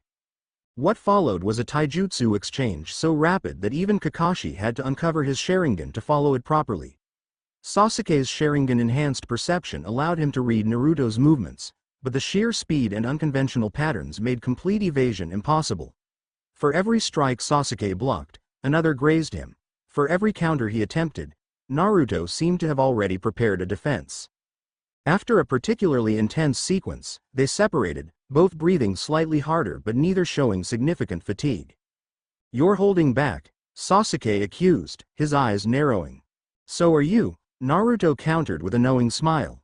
That Chidori you've been practicing would be quite effective right about now. The casual reference to his trump card caused Sasuke's eyes to widen fractionally. How did you? Like I said, I noticed things, Naruto interrupted, but you're right time to step it up a notch. Without hand signs, Naruto summoned 4 shadow clones that immediately spread out to surround Sasuke. The Uchiha responded by drawing more deeply on his chakra, his hands blurring through signs. Fire style. Phoenix flower jutsu, he called, sending multiple fireballs spiraling toward the clones. As Sasuke eliminated the clones one by one, the real Naruto began forming a Rasengan in his palm, not the standard version he demonstrated in his match against Kiba, but a larger, more refined sphere that pulsed with concentrated power. Sensing the threat, Sasuke completed the hand signs for Chidori, lightning chakra crackling around his hand with the distinctive sound of 1,000 birds. From his observation point, Kakashi straightened in alarm. That's enough, he called, preparing to intervene. But before he could move, both combatants released their techniques, into the ground. The Rasengan and Chidori struck the earth simultaneously, sending shockwaves rippling outward from the point of impact. The ground between Naruto and Sasuke erupted upward, creating a jagged wall of stone and dirt that obscured them from each other's view. When the dust settled, both stood exactly as before, their jutsu dispersed, no damage done beyond the cratered training ground. A draw, Naruto stated with satisfaction. Sasuke studied him intently, his Sharingan still active. You could have pushed harder. It wasn't a question but an observation, one that revealed Sasuke's growing awareness of the depth of Naruto's abilities. So could you, Naruto replied evenly, but that wasn't the point of this spar. Then what was? Sasuke demanded. Naruto deactivated his remaining shadow clone, which had been standing unnoticed in Kakashi's blind spot, a silent statement about awareness and preparation that wasn't lost on either teammate. To remind you that you're not facing this challenge alone, Naruto said, his voice dropping so that only Sasuke could hear. Your match against Gaara, it won't be like any fight you've had before. He'll try to kill you, Sasuke. Not defeat you, kill you. A spark of defiance flashed in Sasuke's eyes. You think I can't handle him? I think you're strong enough to survive, Naruto clarified carefully, but victory might require something more than strength. Speaking from experience? Sasuke asked shrewdly, referring to Naruto's mysterious knowledge of their sand opponent. Instead of deflecting, Naruto nodded seriously. Yes. Gaara is like me, a Jinchuriki. But unlike me, he's never learned to coexist with his tailed beast. It drives him, consumes him, feeds his bloodlust. The revelation caused Sasuke to reassess everything he'd observed about the red-haired sand ninja. That explains the killing intent he radiates. The bloodlust. Exactly, Naruto confirmed. And during your match, when he feels threatened, he'll begin to transform. That's when the real danger begins. Sasuke absorbed this information with remarkable composure. And you're telling me this why? Tactical advantage for a teammate, or something more? Naruto held his gaze steadily, because when that transformation begins, it won't just threaten you, it will endanger everyone in the arena. And that's when the invasion will start. Understanding dawned in Sasuke's eyes. You're preparing me. I'm preparing everyone I can, Naruto corrected. But yes, particularly you. Your Sharingan and Chidori will be crucial when Gaara fully transforms. For a long moment, Sasuke said nothing, processing the implications of everything Naruto had revealed, not just about Gaara, but about the extent of Naruto's own knowledge and planning. All this time, he finally said, "You've been 10 steps ahead of everyone. Seeing things the rest of us miss. Planning for threats we don't even know exist." His eyes narrowed slightly. Why? What changed in that forest? Naruto considered his answer carefully. Let's just say I gained perspective. About what's important, what's worth fighting for, and what kind of shinobi I want to be. It wasn't the full truth, but it wasn't a lie either, a partial answer that seemed to satisfy Sasuke for the moment. Fine, keep your secrets, he replied with a hint of his old arrogance, though tempered now with something like respect.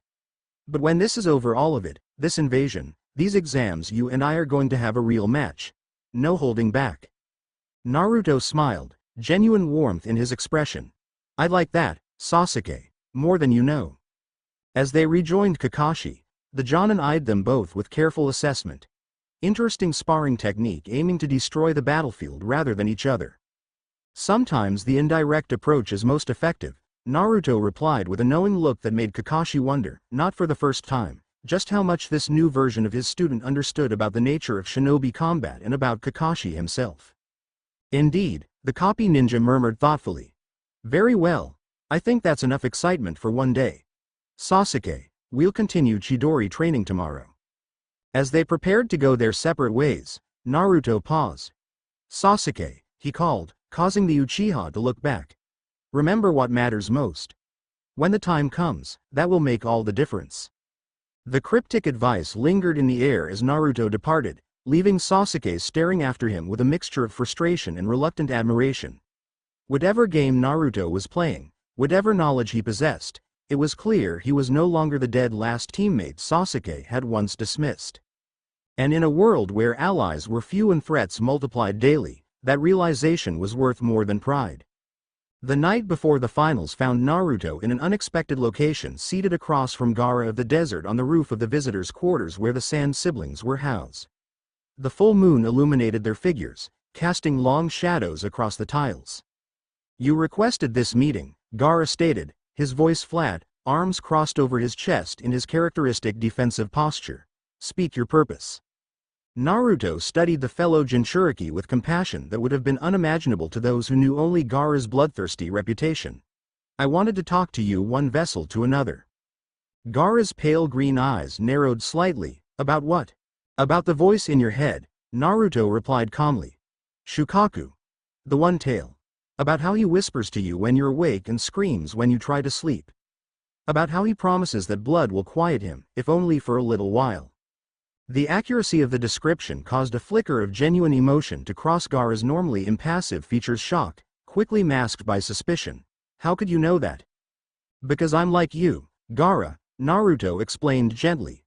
A Jinchuriki, a human sacrifice created to contain a tailed beast. The difference is that I've learned to coexist with mine, rather than being consumed by it. Coexist. Gaara repeated the word as though it were a foreign concept. Impossible. The beast exists only to destroy. That's what Shukaku wants you to believe, Naruto countered. But the tailed beasts weren't always as they are now. Before being sealed into humans, before being used as weapons by villages, they had their own identities, their own purposes. Gaara's expression remained skeptical, but he made no move to leave or attack, unusual restraint for someone known for killing at the slightest provocation. Your father told you that you're a weapon, Naruto continued, his voice softening. That your only value is in the fear you inspire, the death you bring. He's wrong, Gaara. You're more than Shukaku's vessel. More than Ross's weapon. The use of the Kazesage's given name, a subtle indication of Naruto's unexpected knowledge, caused Gaara's eyes to widen fractionally. What am I, then? He asked, and for a fleeting moment, beneath the killer's detachment, Naruto glimpsed the wounded child who had once pleaded for connection, for acknowledgement, for love. You're Gaara, Naruto answered simply. Not just of the desert, not just of the sand. Just Gaara. A person with the right to exist for his own sake, not merely as a tool for others. Something shifted in Gaara's expression, confusion, perhaps, or the faintest glimmer of hope quickly suppressed by ingrained cynicism. Pretty words. But meaningless in a world that sees only monsters when they look at us. Then we change how the world sees us, Naruto replied with quiet conviction, starting tomorrow. Gaara's eyes narrowed. The invasion. It wasn't a question but a statement, confirmation that Gaara knew of his village's plans, as Naruto had expected. Yes, Naruto confirmed. Your father and Orochimaru of the Sound have planned it meticulously. Your transformation in the arena is meant to be the signal. And yet you reveal this to me, Gaara observed, studying Naruto with new intensity. Knowing I could kill you where you sit for interfering with the mission. Naruto smiled gently. But you won't. Why are you so certain? Because part of you, the part that's still Gaara, not Shukaku, wants something different than what they've planned for you. Something better than being their perfect weapon, their ultimate killer. The words seemed to strike something deep within Gaara. A truth he had perhaps never acknowledged even to himself. His hands tightened on his arms, fingernails digging into his own flesh as he fought against the internal voice that undoubtedly urged him to attack, to kill, to silence this outsider who saw too much. What do you propose? He finally asked, his voice barely above a whisper. Tomorrow, during your match with Sasuke, Orochimaru will make his move against our Hokage, Naruto explained. The signal for the invasion will be given, regardless of whether you transform or not. Your choice isn't whether the attack happens, it's what role you play in it. And what role do you suggest? Gaara pressed, genuine curiosity breaking through his usual monotone. Naruto leaned forward, moonlight reflecting in his earnest blue eyes. Help me minimize casualties. Help me protect the innocent civilians, children, those who have no part in the quarrels between shinobi villages. Show the world that Gaara of the desert can be more than a mindless killer. For a long moment, Gaara said nothing, his internal struggle visible only in the subtle tension of his shoulders, the faint trembling of his hands still gripping his own arms. Tamari spoke of you, he finally said. She said you understand what it means to carry this burden, that you offered another path. I do understand, Naruto confirmed gently. Better than anyone else could. And yes, there is another path, one where the beast inside doesn't define you, doesn't control you. One where you can find purpose beyond destruction, connection beyond fear. Connection. Gaara repeated, the word seeming to hold particular significance. You mean bonds, relationships. Precisely, Naruto nodded. Starting with your siblings. Tamari and Kankuro fear you, yes, but they also care for you. They're your family, Gaara. Your first possible bonds in a world that has denied you connection. Something vulnerable flickered across Gaara's features, a glimpse of the lonely child beneath the killer's facade. They fear me, he stated flatly. Fear can exist alongside love, Naruto countered. Just as Shukaku can exist within you without controlling you. It's all about balance, Gaara. Choice. Recognizing that you are not the beast, but its jailer. The concept seemed to resonate with Gaara in ways Naruto had hoped. For perhaps the first time, someone had acknowledged the distinction between Gaara and Shukaku, a separation the Sand Village had deliberately blurred in their weapon-making process. I will consider your words, Gaara finally said, neither accepting nor rejecting Naruto's proposal outright. But make no mistake, if you are playing some game, if this is a trap or deception. It isn't, Naruto assured him firmly. I've been where you are, Gaara. Lost in darkness, defined by others' fears, shaped by their expectations. I found another way. I'm offering you the chance to do the same. As Gaara processed this, a new voice interrupted their conversation. Gaara? Who are you talking to? Tamari had appeared on the roof access ladder, her expression shifting from concern to alarm as she recognized Naruto. You? What are you doing here? Before she could reach for her fan, Gaara raised a hand in a rare gesture of restraint. We were talking, sister. Nothing more. The use of the familial term, sister, rather than simply, Tamari, caught the kunoichi off guard. She looked between them in confusion, clearly struggling to process the peaceful scene before her. Gaara and Naruto sitting quietly under the moonlight, no sand attacking, no killing intent radiating from her volatile brother. About what? She asked cautiously. Choices, Gaara replied cryptically, and consequences. Understanding dawned in Temari's eyes as she realized the likely topic of their discussion. Her gaze shifted to Naruto, part accusation, part resignation. You told him about the invasion? Yes, Naruto confirmed unapologetically.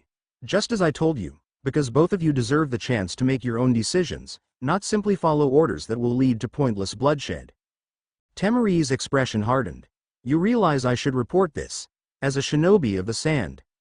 As a sister first, Gaara interrupted, his quiet voice nonetheless commanding immediate attention. What do you want, Temari? Not as a kunoichi following orders, but as yourself. The question, perhaps the first time Gaara had ever asked for her personal desire rather than simply expecting obedience, visibly shook Temari. She struggled for words, caught between duty and the unexpected opening for honesty. I want. She began, then stopped, gathering courage. I want us to survive this. All three of us. I want a future where we're not just weapons or tools, where Kankuro doesn't flinch when you enter a room, where you don't threaten to kill us when we speak to you. Her voice grew stronger as she continued. I want my little brother back, the one who existed before they convinced him he was nothing but a monster. The raw vulnerability in her admission hung in the air between them, a truth laid bare that could never be retracted. Temari herself seemed shocked by what she'd revealed, her hand rising to her mouth as though she could physically reclaim the words. Gaara stared at her, his expression unreadable. Then, slowly, he rose to his feet. Temari tensed, clearly anticipating his usual violent response to any perceived weakness or emotional appeal. Instead, he simply said, I understand, in a voice that held the barest hint of something almost like regret. Then he walked past her to the roof access, pausing only to add, we will speak more of this tomorrow, sister. After he disappeared down the ladder, Temari released a shaky breath she hadn't realized she was holding. What did you say to him? She asked Naruto, genuine wonder in her voice. Only what he needed to hear, Naruto replied, standing as well. That he's more than what they made him to be. That he has choices. And you think that's enough? Temari pressed skeptically. One conversation to undo years of conditioning, of suffering? Naruto's expression softened with compassion. It's a beginning, Temari. Sometimes that's all we need, someone to show us a different path is possible. As he turned to leave, Temari called after him, an echo of their earlier encounter at the tower. Naruto. He paused, looking back over his shoulder. Thank you, she said simply, the words heavy with meaning beyond their simplicity.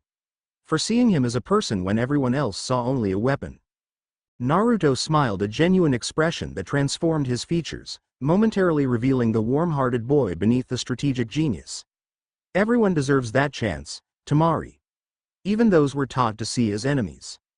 With that, he leapt from the rooftop, disappearing into the moonlit village below, leaving Temari alone with possibilities she had never dared to consider before, a future where her family might be more than a functional unit, where her brother might be more than a village's ultimate weapon.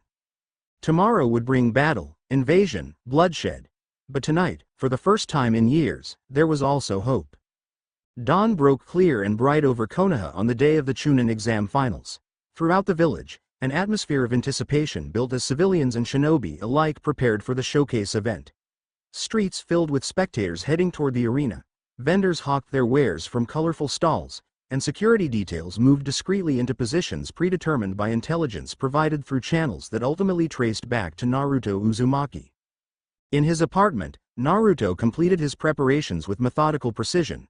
Gone was his usual orange jumpsuit, replaced by a more tactical outfit in black and dark orange, reinforced with mesh armor and designed for maximum mobility.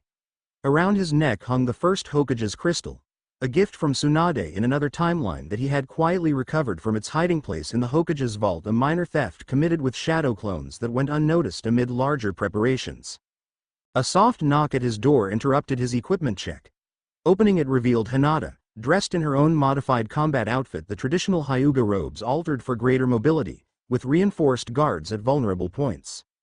Naruto-kun, she greeted with a confidence that still felt new but increasingly natural. I wanted to wish you luck before the finals. Thank you, Hinata, he replied warmly, genuinely touched by her gesture. "Your training has been going well?" She nodded, a small smile gracing her features. "I've been practicing everything you taught me. Neji-Nisan won't know what to expect when you face him." "It's not Neji I'm concerned about," Naruto admitted, stepping outside to join her. They began walking toward the arena together, an easy companionship developing between them. Today will bring challenges beyond the tournament matches. Understanding dawned in Hinata's pale eyes. During their training sessions, Naruto had shared enough about the coming invasion for her to grasp the gravity of the situation without revealing everything he knew. "You've prepared as much as possible," she reminded him gently, "and you won't be facing it alone." The simple assurance, delivered with such quiet confidence, touched something deep within Naruto. In his original timeline, he had often felt isolated despite his friends, the burden of the Jinchuriki, the growing expectations as his power increased, the knowledge that ultimate responsibility for protecting everyone often fell to him alone. This time, he had deliberately cultivated different relationships from the beginning, more honest, more balanced, founded on mutual respect rather than grudging acknowledgement of his abilities only after he'd proven himself repeatedly. "Thank you, Hinata," he said, his voice softer than usual. "That means more than you know." They continued toward the arena in comfortable silence, each lost in their own thoughts about the day ahead. As they approached the participants' entrance, they found Ino waiting, stunning in a modified version of her usual purple outfit, designed for both combat effectiveness and visual impact. "There you are," she called, pushing away from the wall she'd been leaning against. "I was beginning to think you'd be late for your own match." Naruto smiled warmly. "Not a chance, I wouldn't miss this for anything." Ino's gaze shifted between Naruto and Hinata, noting their arrival together with raised eyebrows and a speculative gleam in her eye. Well, what have we here?" Hinata blushed faintly but maintained her composure. "I was just wishing Naruto-kun good luck for his match." Ino hummed skeptically, though her teasing smile held no malice. "Well, don't let me interrupt. I just wanted to deliver my own good luck wishes before heading to the spectator section." To Naruto's surprise, Ino leaned forward and planted a quick kiss on his cheek. "For luck," she explained with a wink. "Knock 'em dead, hero." As she sauntered away toward the public entrance, Naruto found himself momentarily speechless, a rare occurrence for this new, composed version of himself. Beside him, Hinata's expression had grown carefully neutral, though a subtle tension in her posture betrayed her reaction to Ino's casual affection. "She's very direct," Hinata observed quietly. Naruto chuckled, rubbing the back of his neck in a gesture reminiscent of his younger self. "That's one way to put it. Ino has always been confident about going after what she wants." Gathering her courage, Hinata took a deep breath and rose slightly on her toes to place her own gentle kiss on Naruto's other cheek. "For balance," she explained with unexpected boldness, a pretty blush staining her cheeks despite her determinedly steady gaze. "And luck, of course." Before Naruto could respond, she turned and hurried toward the spectator entrance, leaving him touching his cheek with a bemused smile. The interaction was so unexpected, so delightfully normal amid the life or death preparations he'd been making, that it momentarily lifted the weight of responsibility from his shoulders. "Quite popular these days, aren't you?" came Shikamaru's dry voice as he approached from the waiting area. "Troublesome." Naruto's smile widened into a grin. "Jealous, Shikamaru?" "Hardly," the Nara heir scoffed, though with good humor. "One woman is troublesome enough. Multiple women? That's a problem even your shadow clones can't solve." Laughing together, the two friends entered the participants' waiting area, where the other finalists had already gathered. Neji stood apart from the others, arms crossed, his pale eyes following Naruto with calculating intensity. The Sand siblings formed their own group, with Gaara unusually quiet even by his standards. Shino Aburame occupied a corner, seemingly communing with his insects. Only Sasuke was missing, likely a deliberate tactic by Kakashi to keep him away from Gaara until their match. As Naruto took his position, aware of the multiple gazes fixed upon him, he felt a familiar calm settling over him, the focused readiness of a shinobi prepared for battle, for chaos, for whatever challenges the day might bring. Above in the cage viewing box, the disguised Orochimaru sat beside the third Hokage, unaware that his every movement was being monitored, his every potential escape route blocked by strategically placed Anbu and one very determined Toad Sage hidden nearby. In the stands, civilian spectators mingled with disguised Sound and Sand shinobi, each side waiting for signals only they would recognize. Among them, Konoha and Chunnin maintained casual alertness, prepared for the conflict that intelligence suggested would erupt during the later matches. As the proctor called for the first competitors Naruto Uzumaki and Neji Hyuga to enter the arena, the pieces were set, the stage prepared. The day that would reshape the future of the shinobi world had begun. This time, Naruto thought as he stepped into the sunlight to the roar of the crowd, "We change fate."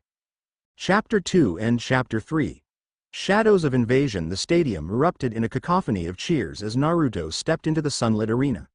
The crowd's energy pulsed like a living thing, expectant and hungry for the spectacle about to unfold. Across from him, Neji Hyuga entered with measured steps, his traditional robes flowing around him, pale eyes betraying nothing of his thoughts. They faced each other in the center, where the proctor Genma Shiranui, replacing the ailing Hayate, stood casually chewing a senbon. The first match of the Chunin exam finals. Naruto Uzumaki versus Neji Hyuga, he announced, his voice carrying throughout the packed stadium. Are both competitors ready? Neji inclined his head slightly, never taking his eyes off Naruto. Ready. Ready. Naruto confirmed, his posture relaxed yet alert. From the Hokage's viewing box, Sarutobi observed the two genin with keen interest. Beside him, the disguised Orochimaru wearing the face of the Kazekage leaned forward slightly, his hidden gaze fixed not on Neji but on Naruto. The Uzumaki boy has drawn quite a lot of attention, the false Kazekage remarked. Your village seems surprised by his sudden competence. The third Hokage smiled diplomatically. Naruto has always had potential. Perhaps it simply took the right circumstances to bring it forth. In the competitor's box, Shikamaru watched with analytical intensity as Genma raised his hand, preparing to begin the match. This should be interesting, he murmured to no one in particular. Begin, Genma called, leaping backward to give the fighters space. Neither competitor moved immediately. They circled each other slowly, each measuring the other's stance, looking for openings, for weakness.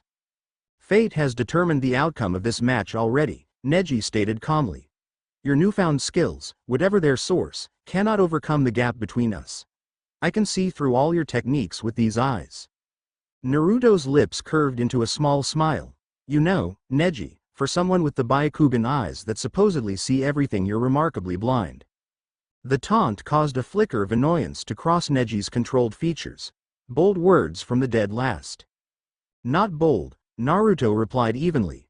Just true. You see chakra pathways, muscle movements, physical structures. But you miss what truly matters. The heart. The will. The power to change our own fate. Something dangerous flashed in Neji's pale eyes. Enough talk, he declared, dropping into the traditional gentle fist stance. Let me show you the difference between us. With that, he charged forward, palms glowing with chakra as he aimed precise strikes at Naruto's chakra points. To the audience's shock, Naruto made no move to dodge. Instead, at the last possible moment, his hand shot up and caught Neji's wrist, halting the gentle fist strike inches from his chest. The difference between us, Naruto said quietly, isn't what you think it is. Before Neji could react, Naruto's free hand delivered a palm strike to his chest, not with the chakra-disrupting precision of the gentle fist, but with raw physical force that sent the Hyuga prodigy skidding backward. In the stands, Hiyashi Hyuga leaned forward, his Byakugan activated to observe the match more clearly. Beside him, Hinata watched with quiet intensity, her hands clasped tightly in her lap. Did you see that, father? She asked softly. Naruto-kun countered Neji Nisan's gentle fist. Indeed, Hiyashi murmured, his attention fixed on the blonde genin with new interest, most unexpected. Below in the arena, Neji regained his footing, reassessing his opponent with narrowed eyes. Interesting. You've studied the gentle fist. I've studied many things, Naruto replied, shifting into a stance that subtly mirrored the Hyuga's own, similar in foundation but adapted, personalized. Including the limitations of the Byakugan. This time when Neji attacked, Naruto moved not away, but toward him, inside the optimal range for gentle fist. Their exchange of blows became a blur of precise movements, neither landing a solid hit as they countered and redirected each other's attacks. To observers familiar with the gentle fist style, it was immediately apparent that while Neji's technique was textbook perfect, Naruto was implementing an adapted version that compensated for his lack of Byakugan, using subtle shifts in weight and positioning to anticipate and counter Neji's strikes. Impossible. Hiyashi breathed, his Byakugan tracking every movement. He's countering the gentle fist without the Byakugan. How? In the Hokage's box, Sarutobi smiled faintly. Fascinating. He's developed a counter style specifically designed against the Hyuga techniques. The disguised Orochimaru said nothing, but his eyes narrowed with calculating interest. After another rapid exchange, Neji and Naruto separated, both breathing slightly harder but neither showing any significant damage. You've prepared specifically to face me, Neji observed, a new respect in his tone despite his continued confidence. Impressive, but ultimately futile. No matter how well you've studied, you cannot defeat what you cannot touch. With that, he began to spin, chakra erupting from every point in his body. Rotation, he called, forming the perfect defense of the Hyuga main branch, a technique that, by all rights, he shouldn't have been able to learn as a member of the cadet branch. In the stands, Hiyashi's shock was visible even through his usual stoic demeanor. That's impossible. The rotation is only taught to the main branch. How could he? Hinata smiled softly. Neji Nisan truly is a genius, father. He learned it through observation alone. As the dome of chakra expanded around Neji, repelling everything in its path, Naruto showed no surprise. Instead, he formed a familiar hand sign. Shadow Clone Jutsu. 4 clones materialized around him, each immediately charging toward Neji's defensive vortex from different angles. As expected, they were repelled violently, bursting into smoke upon contact with the spinning chakra. But Naruto wasn't finished. As the clones attacked, the real Naruto slammed his palm to the ground. Earth-style, subterranean voyage. He disappeared beneath the earth just as Neji's rotation began to slow. Emerging from his defensive technique, Neji immediately activated his Byakugan to its maximum range, scanning for Naruto's chakra signature. Below, he realized, leaping into the air just as the ground beneath him erupted. But instead of Naruto, what emerged was another shadow clone, which Neji dispatched with a precise strike midair. Landing gracefully, he continued his 360-degree scan, locating 3 more chakra signatures circling him underground. This tactic won't work against the Byakugan, he called confidently. I can see all your clones, no matter where you hide them. From the edge of the arena, the real Naruto finally revealed himself, emerging from the tree line where he'd substituted with one of his clones during the chaos. Who said I was hiding? Neji spun to face him, instantly recognizing the real Naruto among the decoys by his chakra signature. There you are. Ready to face your fate directly? I already told you, Neji, Naruto replied calmly. Fate isn't fixed. It's what we make it. With that, he formed a familiar sequence of hand signs that caused murmurs throughout the arena. Water style, water dragon bullet. Despite the absence of a natural water source, moisture gathered from the air and ground, coalescing into a massive dragon-shaped torrent that roared toward Neji. The Hyuga prodigy responded instantly with another rotation, the water breaking harmlessly against his defensive dome. Water style. Tenten exclaimed from the stands. Since when does Naruto know elemental techniques? Beside her, Rock Lee watched with wide-eyed admiration. Naruto-kun has been training most diligently. How youthful. As Neji's rotation dissipated, Naruto was already forming new hand signs. Wind style, great breakthrough. The powerful gust of wind caught Neji before he could fully recover from his defensive technique, sending him sliding backward despite his attempt to anchor himself with chakra. The display of consecutive elemental techniques, especially from a genin previously known for little beyond shadow clones, sent shockwaves of surprise through the audience. First water, now wind? Asuma Sarutobi commented, eyebrows raised as he observed from the Jonin section. The kid's got multiple nature transformations at his age? Not just that, Kurenai added thoughtfully. He's combining them strategically, using the water to force Neji's defense, then wind to catch him in recovery. In the arena, Neji regained his footing, his expression hardening with determination.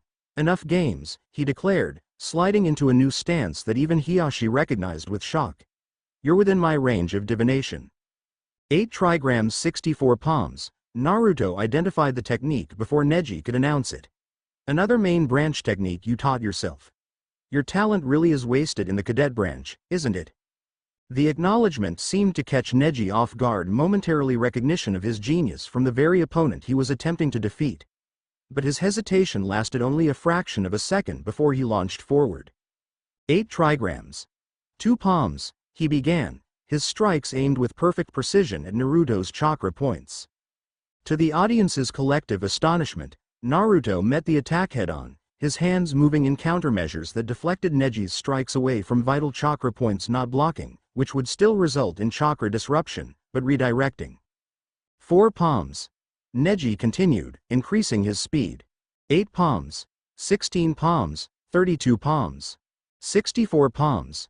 As the sequence reached its conclusion, both combatants stood frozen in their final positions. Neji's palm extended forward. Naruto's hand wrapped around his wrist, once again stopping the strike inches from its target. Both were breathing heavily, the exertion of the high-speed exchange taking its toll. In the stands, stunned silence gave way to murmurs of disbelief. He countered the 64 palms, Tenten whispered incredulously. Impossible, another spectator muttered. No one can counter that technique without the Byakugan to see the strikes coming. Hiyashi Hyuga sat utterly still, his own Byakugan analyzing what he had just witnessed. He didn't counter all 64 strikes, he observed quietly. He allowed approximately 30% to land, but deliberately guided them to non-critical points while protecting his tenketsu. The precision required for such a defense is extraordinary. Hinata's smile widened slightly, pride shining in her eyes. Naruto-kun always has been unpredictable. In the arena, Neji disengaged, leaping backward to create distance between them. For the first time, genuine uncertainty flickered across his features. How? He demanded. How can you counter techniques that require the Byakugan without possessing it yourself?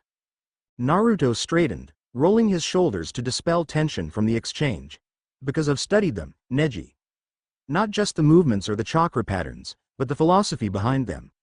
The gentle fist is powerful, but it's also rigid. Predictable to those who understand its foundations. You speak as though you've spent years analyzing my clan's techniques, Neji observed, wariness entering his tone.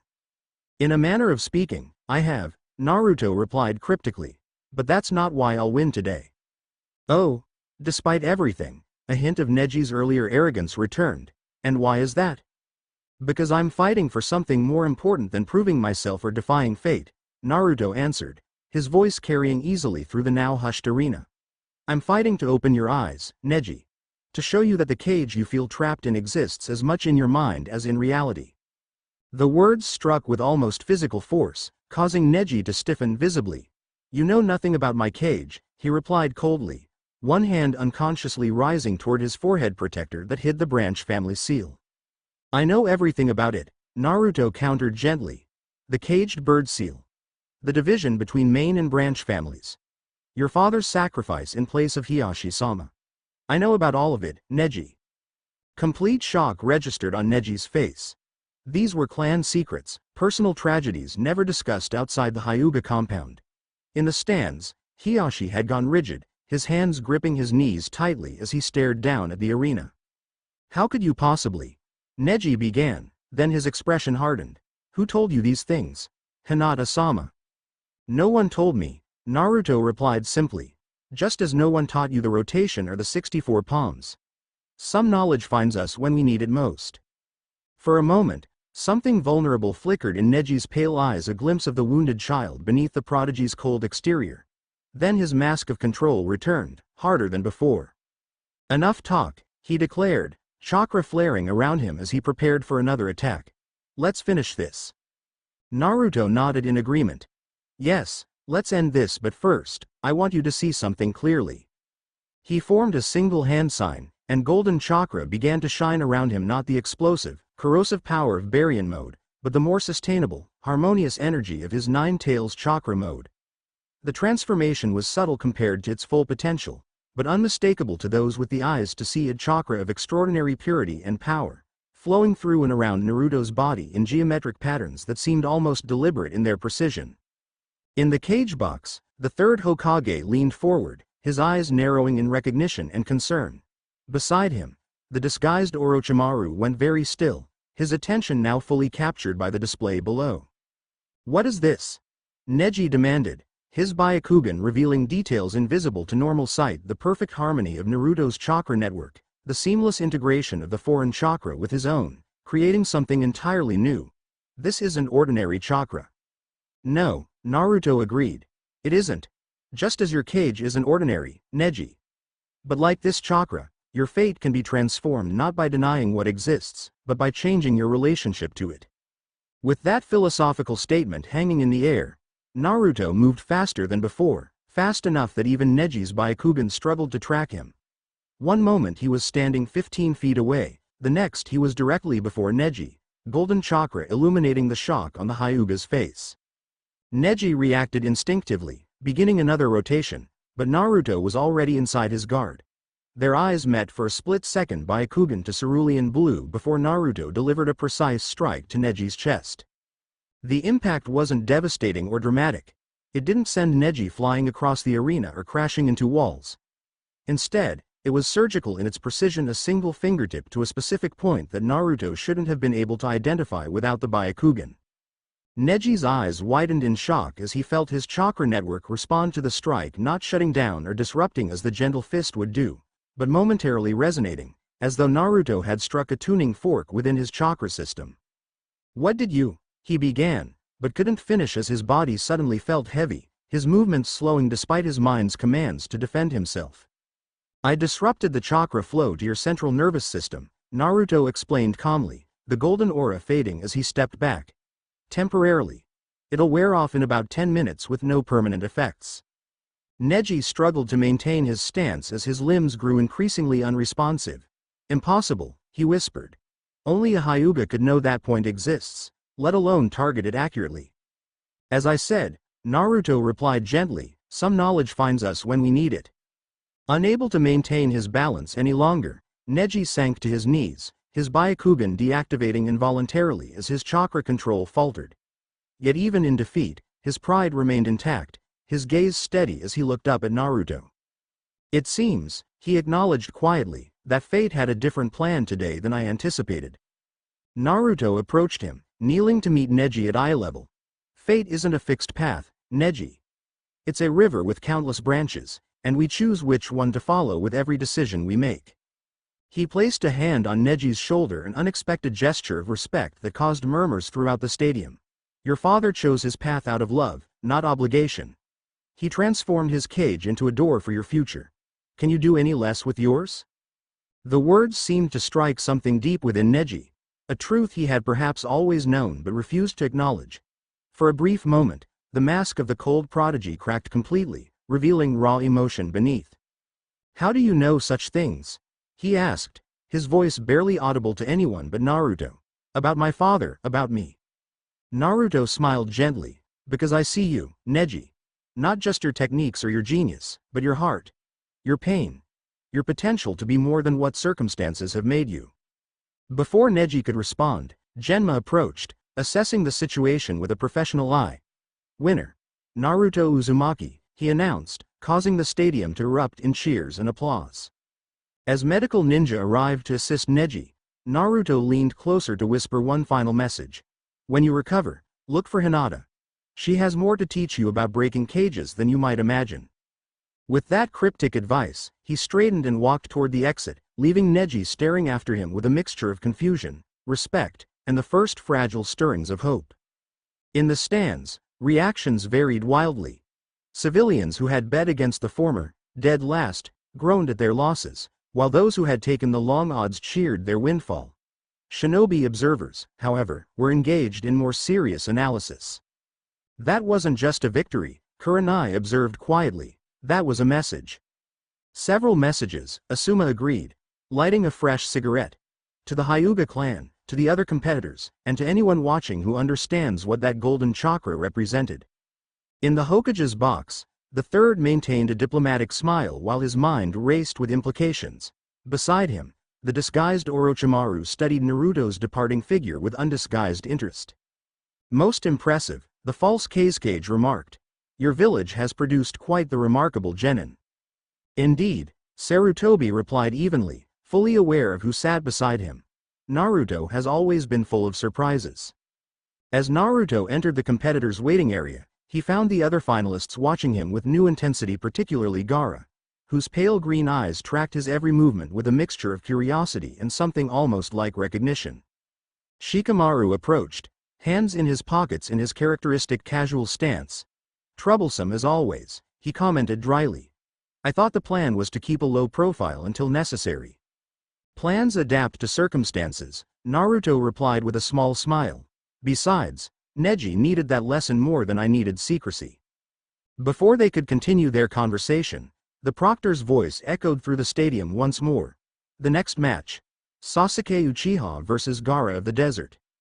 A ripple of anticipation passed through the audience. This was the match many had come specifically to see, the last Uchiha against the mysterious Sand Shinobi.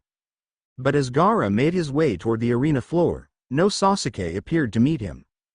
Still following Kakashi's habits, Naruto murmured, shaking his head slightly, "Some things never change." High above the stadium, perched on a water tower with a perfect view of the proceedings, two figures in black cloaks decorated with red clouds observed the scene below. "Interesting," the taller figure remarked, his unusual eyes concentric rings surrounding the pupil fixed on the arena where Naruto had just departed. "The Nine Tails Jinchuriki is far more developed than our intelligence suggested." His companion, face obscured by an orange spiral mask with a single eye hole, nodded slightly. "That chakra. It wasn't just the fox's power. It was something more refined." "Control over the tailed beast at such a young age," the first figure mused. "Perhaps we should revise our timetable." "Patience, Nagato," the masked man counseled. "Today's events will provide valuable intelligence. Besides, we're here to observe the invasion, not intervene." "And if the invasion fails due to the Jinchuriki's unexpected abilities?" The masked figure turned his single visible eye a Sharingan toward his companion. "Then Orochimaru will have served his purpose regardless. Either he weakens Konoha as planned, or he reveals the extent of the Nine Tails Jinchuriki's capabilities. Either outcome advances our goals." Below, in the arena, tension continued to build as the audience grew restless waiting for Sasuke's arrival. Whispers circulated about possible disqualification, while dignitaries shifted impatiently in their seats. 5 more minutes, the masked figure decided. "If the Uchiha boy doesn't appear by then, we'll have seen everything useful here. The invasion will begin regardless of his presence." "And the Nine Tails Jinchuriki?" Nagato pressed. "His abilities warrant closer observation." Behind his mask, Obito Uchiha smiled coldly. "All in due time. First, let's see how he handles chaos." In the competitor's box, Naruto sensed a subtle shift in the atmosphere, not just the audience's impatience, but something more significant. His enhanced senses, further heightened by his connection to Kurama, detected unfamiliar chakra signatures at the perimeter of his awareness. "They're already here," he murmured to Shikamaru, who stood beside him watching the empty arena. "Who?" the Nara heir asked quietly. "Akatsuki," Naruto replied, his gaze lifting to scan the rooftops surrounding the stadium. "Two of them, observing from a distance. Nagato and Obito, almost certainly." Shikamaru's eyes widened fractionally. "The closest he came to showing alarm. The leaders you mentioned? Here already?" "Just watching for now," Naruto assured him. "They won't intervene in the invasion. It's not their style to show their hand so openly." Before Shikamaru could respond, a swirl of leaves appeared in the center of the arena, revealing Kakashi and Sasuke standing back to back. The audience erupted in cheers at the dramatic entrance, their earlier impatience forgotten. "Always has to make an entrance," Naruto observed with a small smile that contained equal parts exasperation and affection. Sasuke stood tall in a new outfit designed for combat, black with subtle Uchiha emblems, arm guards protecting his forearms, and a determined expression that suggested Kakashi's month of training had not been wasted. As Kakashi disappeared in another swirl of leaves, reappearing in the stands near the other Jonin instructors, Gaara made his way down to the arena floor. The contrast between the two genin was striking. Sasuke's controlled confidence against Gaara's barely restrained bloodlust. "Begin," Genma announced, leaping clear of what promised to be a destructive encounter. Unlike the measured opening of Naruto's match with Neji, Gaara immediately went on the offensive, sand erupting from the gourd on his back to surge towards Sasuke in a deadly wave.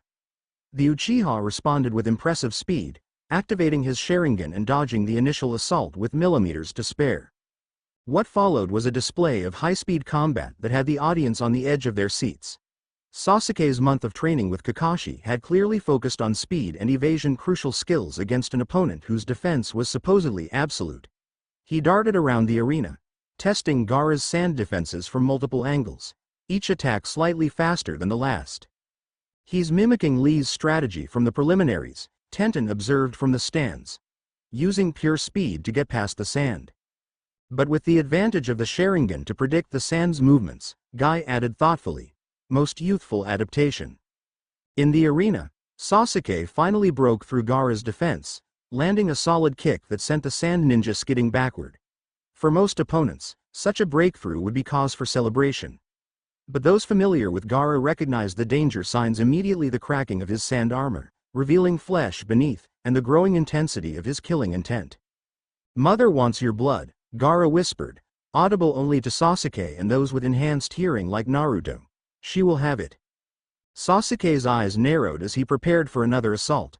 But before he could move, Gaara did something unexpected. He encased himself completely in a sphere of sand, cutting off all visibility from outside. "What's he doing?" someone in the audience wondered aloud.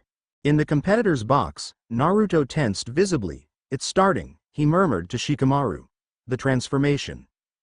Down in the arena, Sasuke approached the sand sphere cautiously, testing it with a kunai that merely embedded itself in the dense material without penetrating. His Sharingan revealed chakra building within the sphere, dense, volatile, and increasingly malevolent. Making a quick decision, Sasuke leapt backward, creating distance before forming a familiar sequence of hand signs. Lightning chakra gathered in his palm, the distinctive sound of the Chidori filling the arena as he prepared Kakashi's signature technique. In the stands, experienced shinobi recognized the A-rank technique with varying degrees of surprise and approval. "The Chidori," Guy commented. "Kakashi taught him well." "Lightning against sand," Asuma observed. "Good elemental strategy." As Sasuke charged toward the sand sphere, his lightning-wrapped hand extended before him. A subtle change rippled through the stadium.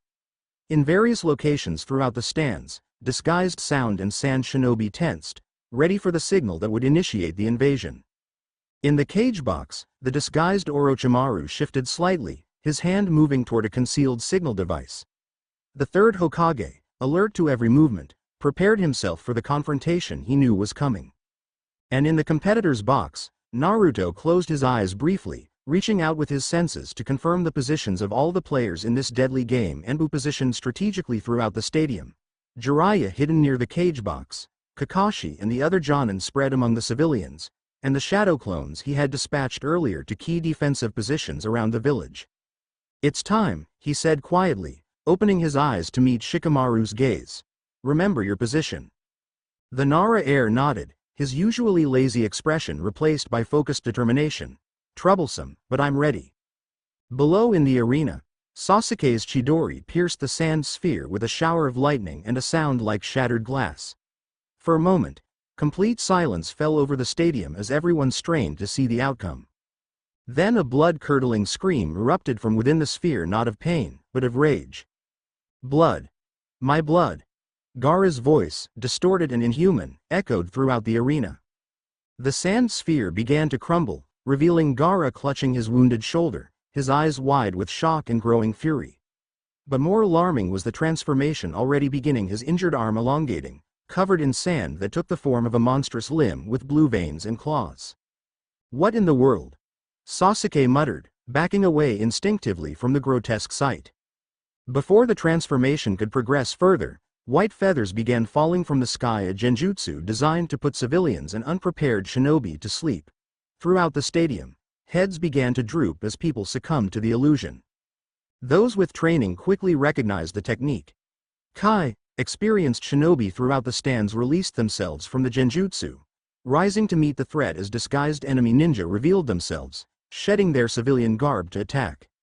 In the cage box, the false cage moved with blinding speed, grabbing the third Hokage and leaping to the roof, where 4 sound ninja were already preparing a barrier technique.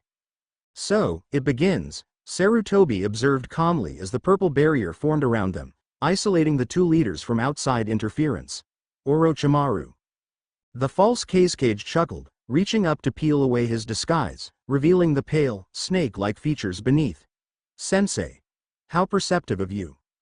What neither noticed was the toad that had been hiding in the decorative plants of the cage box, which had managed to slip inside the barrier perimeter before it fully formed.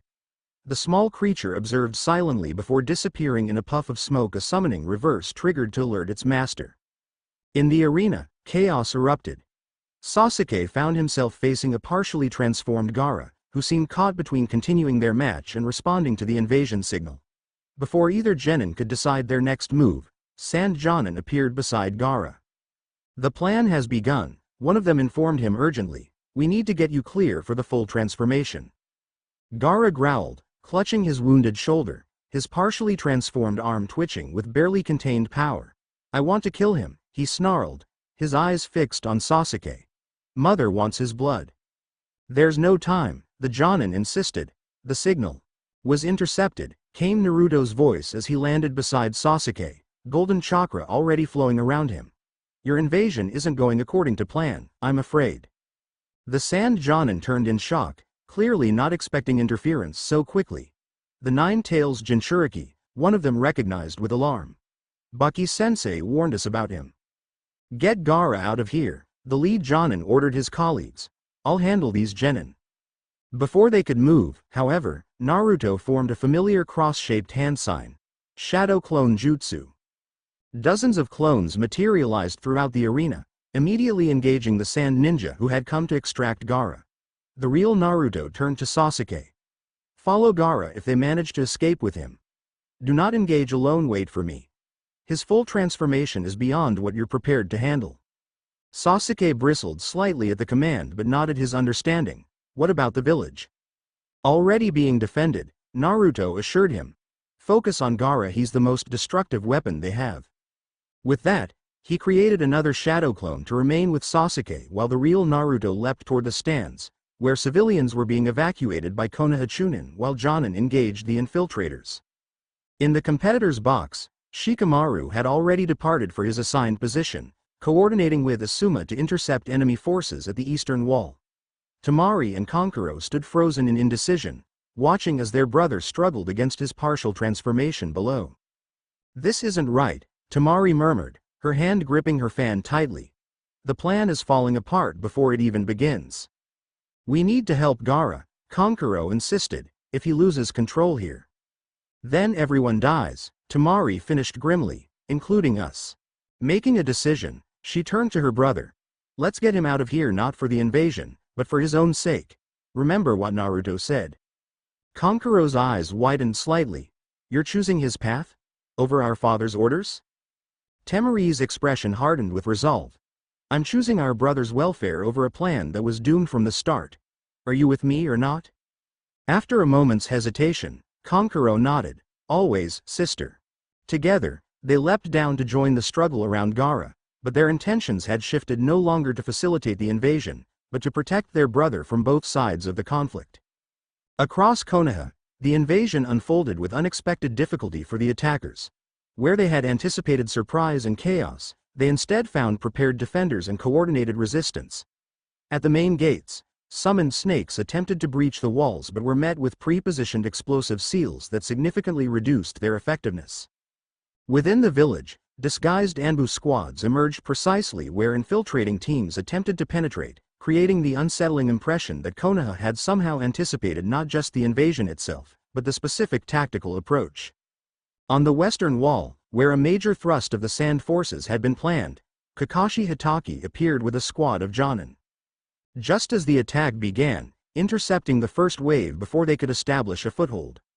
They knew we were coming, a sand commander realized with growing alarm, but how? Questions for later, his second-in-command replied grimly. Right now, we need to press forward or retreat, there's no middle ground. Back at the stadium, the purple barrier surrounding the Hokage and Orochimaru glowed ominously against the midday sky. Inside, the two former comrades faced each other across the tiled roof. Your invasion is failing even as it begins, Orochimaru, Sarutobi observed calmly, removing his ceremonial robes to reveal battle attire beneath. Did you truly believe Konoha would be so easily conquered? The snake Sanin's eyes narrowed.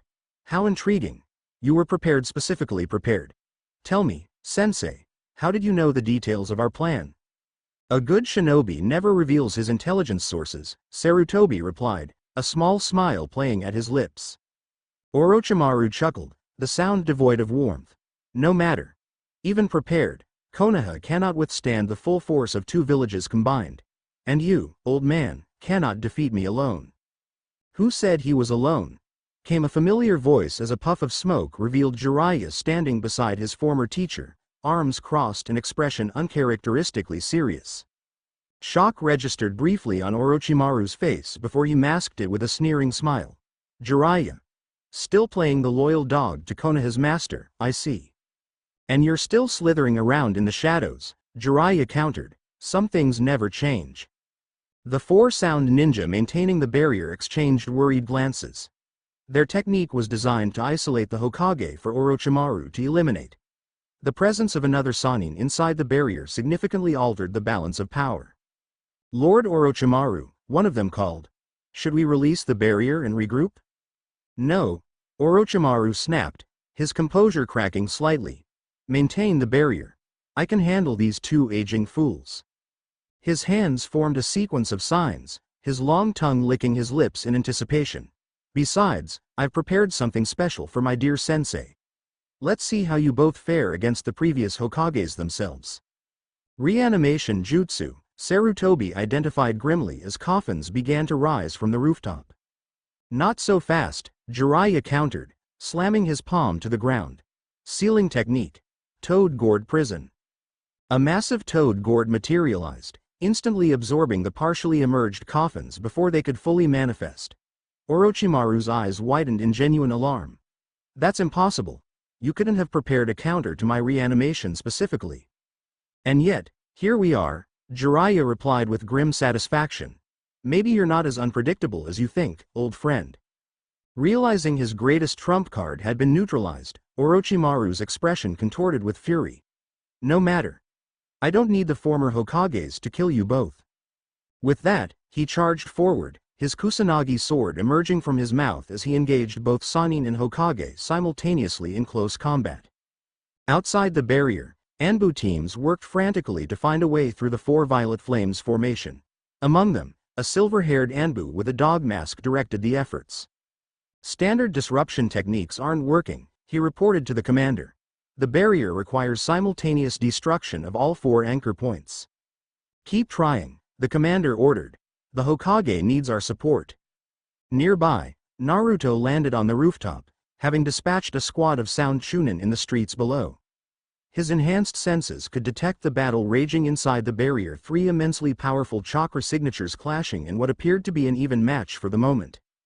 Kakashi-sensei, he greeted, recognizing the disguised Jonin despite the Anbu mask. How's the overall situation?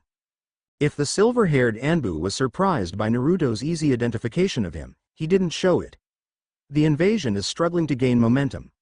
Our advance preparation has blunted their initial thrust, but they're regrouping. The civilian evacuation is approximately 60% complete. Naruto nodded, his gaze fixed on the purple barrier, and inside? The third and Jiraiya-sama are engaging Orochimaru, Kakashi reported. From what we can sense, they're holding their own, but the battle could go either way. Good, Naruto murmured. That's proceeding as planned, then. The Hokage and Jiraiya together should be able to at least force Orochimaru to retreat, if not defeat him outright. Kakashi studied his student through the eyeholes of his mask. You sound like you orchestrated this entire response. Naruto smiled faintly. Let's just say I contributed to the planning. Speaking of which, Sasuke's following Gaara. I need to join him before he does something reckless. Gaara. The sand Jinchuriki? Kakashi's posture tensed. Naruto, if he fully transforms. I know, Naruto interrupted grimly. That's why I need to go. I'm the only one who can handle a fully released tailed beast without catastrophic collateral damage. Before Kakashi could question this extraordinary claim, Naruto's chakra flared golden around him. Take care of things here, sensei. And don't worry about the third, he's in good hands with Jiraiya. With that, he leapt from the rooftop, his enhanced speed transforming him into little more than a golden streak as he raced toward the village perimeter where his shadow clone with Sasuke had reported Gaara's team heading. Kakashi stared after him for a long moment. "Just what are you, Naruto?" he murmured to himself before returning his attention to the barrier problem at hand. In the forests outside Konoha, Sasuke pursued the fleeing Sand siblings with single-minded determination. The shadow clone Naruto had left with him kept pace easily, occasionally offering tactical suggestions that Sasuke grudgingly acknowledged as sound. Ahead, Temari and Kankuro supported Gaara between them, the red-haired Jinchuriki writhing in what appeared to be both pain and rage, his transformation progressing further with each passing minute. His right arm had fully morphed into a massive, clawed appendage, and sand was beginning to cover the right side of his face, forming a grotesque, tanuki-like visage. "He's losing control," Temari warned her brother urgently. "We need to get farther from the village before he fully transforms." "I'm more concerned about our pursuit," Kankuro replied, glancing back at the rapidly gaining Uchiha. "At this rate, they'll catch us before we reach the safe distance." Making a quick decision, Temari stopped on a large branch. "Keep going with Gaara. I'll hold them off." "Temari." Kankuro began to protest. "Go," she insisted. "Remember what we discussed. This isn't about the invasion anymore, it's about saving our brother." With a reluctant nod, Kankuro continued forward with the struggling Gaara, while Temari turned to face their pursuers, her fan fully extended and ready for battle. "This is as far as you go, Uchiha," she called as Sasuke and Naruto's clone landed on a branch opposite her. "Turn back while you still can." "Not happening," Sasuke replied coolly, his Sharingan analyzing her stance and the chakra building in her fan. "Your brother is a threat to my village. I'm not letting him get away." Temari's eyes narrowed. "You don't understand what you're dealing with. If Gaara fully transforms into the One Tail," Naruto's clone interrupted. "We're well aware of the danger, Temari. That's why we're here to stop it." Surprise flickered across the Sand Kunoichi's face at the clone's casual mention of Shukaku. "Then you should know you can't stop it not once it begins. The best you can hope for is that he releases the beast far enough from your village to minimize casualties. Or, the clone suggested, we could help him regain control instead." Temari's fan lowered slightly as confusion replaced her combat stance. "What are you talking about? No one controls Shukaku once the transformation starts." "I can help him," the clone insisted, "but we need to reach him before the transformation completes." Before Temari could respond, Sasuke's patience ran out. "Enough talk," he declared, hands forming signs at blinding speed. "Fire style. Phoenix flower jutsu." Multiple fireballs shot toward Temari, who responded with practiced efficiency, swinging her massive fan. Wind scythe jutsu. The collision of fire and wind created an explosive backdraft that momentarily obscured everyone's vision. When the smoke cleared, Sasuke had used the distraction to circumvent Temari entirely, continuing in pursuit of Kankuro and Gaara. "Sasuke, wait!" Naruto's clone called after him, but the Uchiha either didn't hear or chose to ignore the warning. Left facing Temari alone, the clone sighed in frustration. "Typical. Your friend is going to get himself killed," Temari stated flatly. "Gaara won't show mercy, especially in his current state." "I know," the clone acknowledged. "Which is why the real me is already on his way. This body is just a shadow clone." Temari's eyes widened slightly. "A clone? But you?" She gestured at the golden chakra still flowing around the clone's form. "How can a clone maintain this kind of chakra?" "I'm not an ordinary shinobi," the clone replied with a small smile. "Listen, Temari, we don't need to fight. Your earlier decision was the right one, protecting Gaara rather than continuing with the invasion. Let me help you complete that mission." Suspicion flickered across her features. "Why would you help an enemy Jinchuriki who was moments ago trying to destroy your village?" "Because I understand what he's going through better than anyone," the clone answered simply. "And because I believe people can change their fate, including Gaara." Something in the clone's sincerity gave Temari pause. After a moment's consideration, she lowered her fan completely. "If you're lying." "I'm not," the clone assured her. "The real me made a promise to Gaara last night to show him another path. I intend to keep it." With a curt nod, Temari relented. "Let's go then, but if you make any move to harm him, you'll cut me in half with your wind jutsu," The clone finished for her with a surprisingly lighthearted grin. Fair enough. Together, the unlikely allies raced through the forest, following the path of destruction that marked Gaara and Konkuro's passage. Meanwhile, within the village, systematic resistance continued to repel the invasion forces. The combination of foreknowledge and strategic placement of defenders had transformed what was meant to be a surprise attack into a grueling uphill battle for the sand and sound forces. In the market district, Kurenai Yuhi led a team of genjutsu specialists, creating illusions that led entire enemy squads into carefully prepared ambushes. Near the academy, Uruka and other chunnin instructors maintained a fierce defense, protecting the young students being evacuated to shelters. At the eastern wall, Shikamaru Nara worked alongside Asuma, his shadow possession technique immobilizing attackers long enough for Asuma's chakra blades to dispatch them. Despite his usual complaints about troublesome situations, the young Nara had stepped into a leadership role with surprising natural ability, coordinating defensive movements with tactical precision that belied his age. "Your student is quite the strategist," an older Jonin commented to Asuma as they regrouped after repelling another wave. "He always has been," Asuma replied proudly. "He just usually can't be bothered to show it." Shikamaru himself was studying a rough map of the village, tracking reported enemy positions. "They're retreating from the northwestern quadrant," he observed. "We should redeploy those forces to support the southern gate. That's where they're concentrating now." "You heard him," Asuma ordered the assembled shinobi. "Move out." As the defenders repositioned according to his strategy, Shikamaru allowed himself a brief moment of reflection.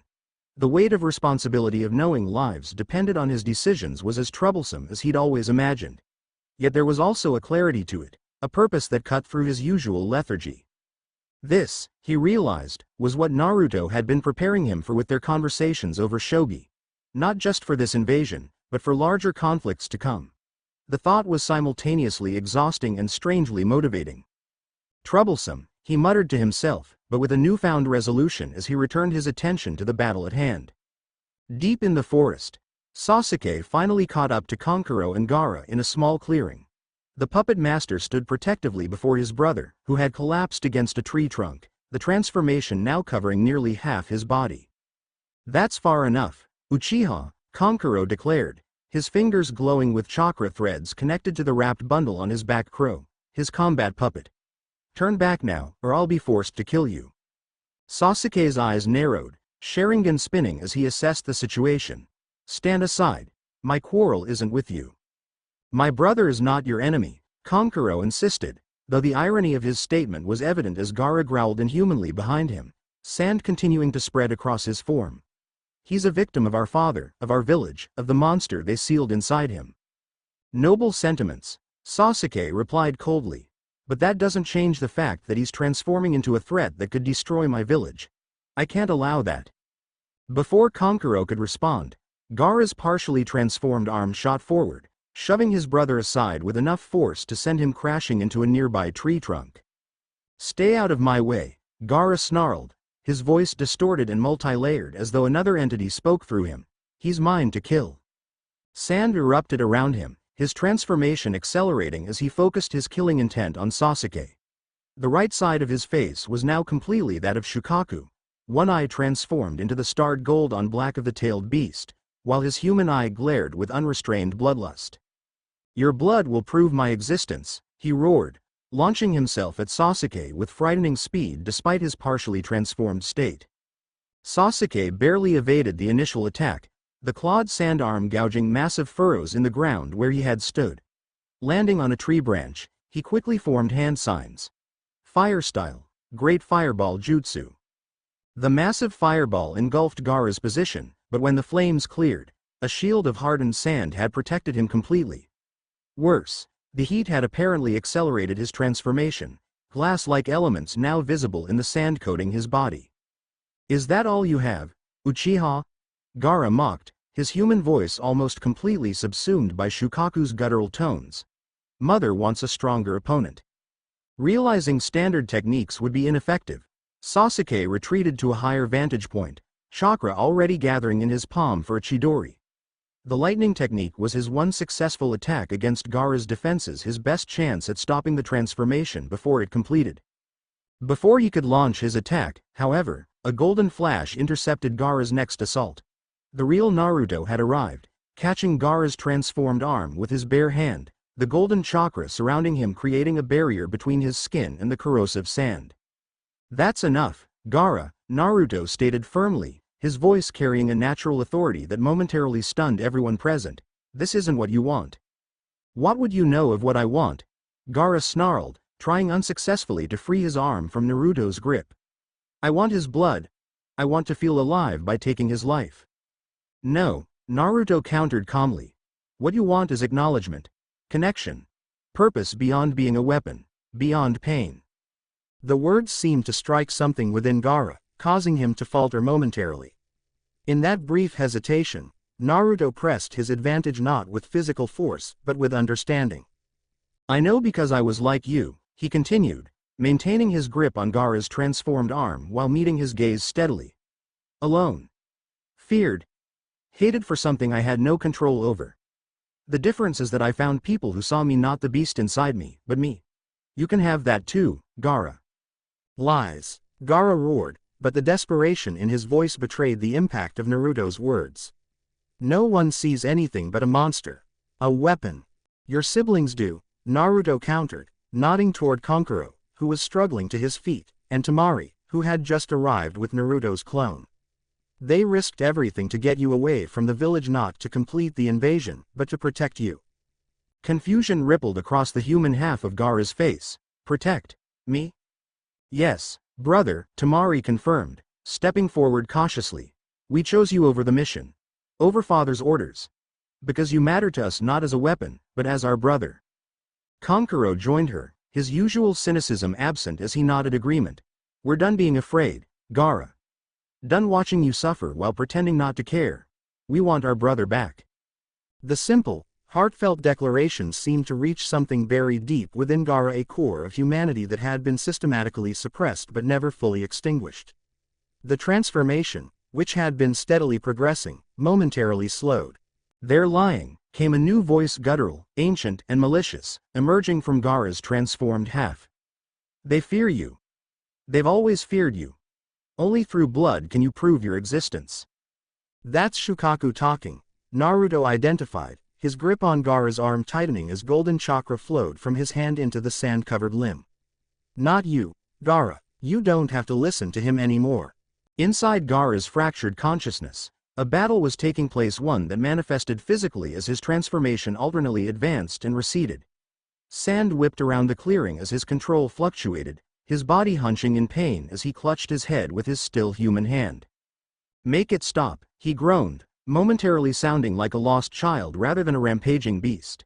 His voice, always screaming, always demanding blood. "I can help you," Naruto offered quietly, his golden chakra continuing to flow into Gaara's transformed arm, creating visible patterns that seemed to solidify and stabilize the chaotic sand. "But you have to trust me. You have to want it, Gaara." From his position in the trees, Sasuke watched the unfolding scene with growing bewilderment.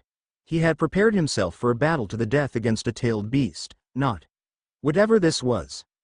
This intervention by Naruto, this appeal to the human within the monster, was completely outside his understanding of how to deal with threats. "What are you doing?" he finally called down. "He's the enemy. He was trying to destroy Konoha minutes ago." Naruto glanced up, his expression serene despite the volatile situation. "He's not the enemy, Sasuke. He's a victim, just like I could have been, if circumstances had been different. Just like you could have been, if you'd made different choices after the massacre." The comparison struck Sasuke like a physical blow, forcing him to truly look at Gaara, to see beyond the monster to the broken child beneath, twisted by isolation and hatred into a weapon for others' use. The parallel to his own path was uncomfortable in its clarity. Before he could respond, Gaara let out an agonized scream as Shukaku fought more violently for control. His transformed arm swung wildly, catching Naruto in the chest and sending him flying into a tree trunk with enough force to shatter the massive timber. "Naruto!"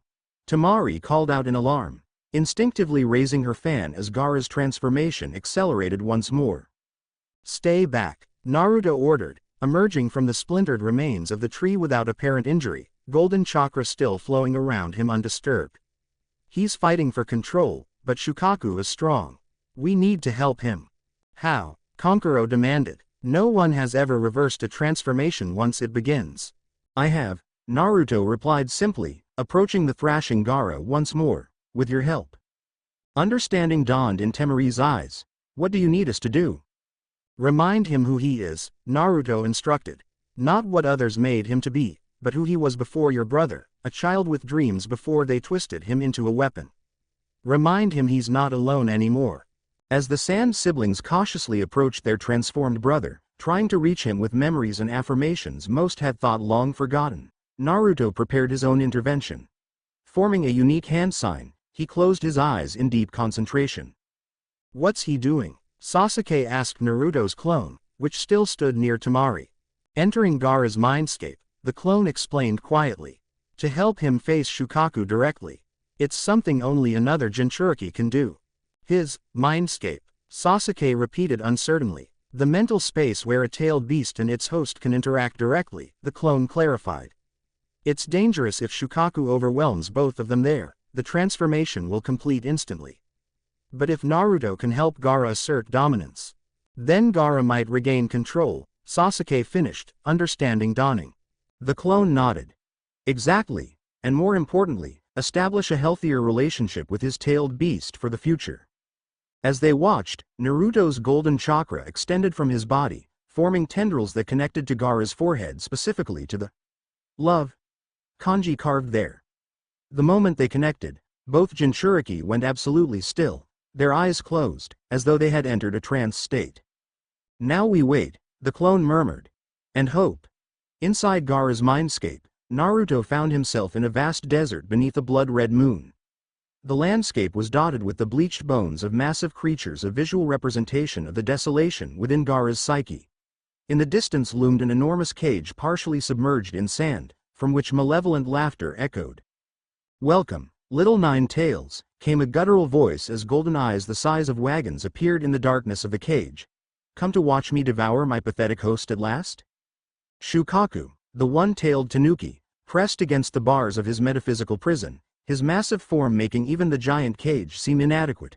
Unlike Kurama's dignified, fox-like appearance, Shukaku resembled a twisted amalgamation of tanuki and something more demonic, his body composed of sand constantly shifting and reforming, blue markings sprawling across his form in patterns that seemed to represent sealed power. Actually, Naruto replied calmly, I've come to help Gaara establish a better relationship with you. Mocking laughter erupted from the massive beast. Relationship? There is no relationship. There is only jailer and prisoner. And soon, his massive paws gripped the bars. Sand flowing through them like water, there will only be me. Where is Gaara? Naruto asked, unintimidated by the display. Shukaku's grin widened, revealing rows of jagged teeth. The weak child. Drowning in the sands of my hatred, where he belongs. Soon his consciousness will be completely subsumed, and this body will be mine alone. Naruto closed his eyes, extending his senses throughout the mindscape. After a moment, he located what he sought, a faint pulse of human chakra, buried deep in the shifting sands near Shukaku's cage. Without hesitation, he moved toward it, golden chakra surrounding him as a shield against the caustic nature of the mindscape itself. The sand beneath his feet tried to swallow him with each step, but the protective aura of Kurama's chakra prevented it from gaining purchase. Trying to save him, Shukaku mocked. Too late, Nine Tails' vessel. The child has given up. He believes what I've always told him, that he is nothing but a container for my greatness, that his only value is the fear he inspires as my vessel. You're wrong, Naruto countered, continuing his determined approach toward the buried consciousness. Gaara is more than your vessel. He always has been. You've just been too afraid to acknowledge it. The accusation of fear caused Shukaku to roar with indignation. Afraid? Me? I fear nothing, insect. You fear connection, Naruto replied calmly, finally reaching the spot where he sensed Gaara's presence. He knelt, golden chakra flowing from his hands into the sand. You fear what might happen if Gaara realized he could work with you rather than against you. If he discovered that together, you could be stronger than either of you alone. Lies.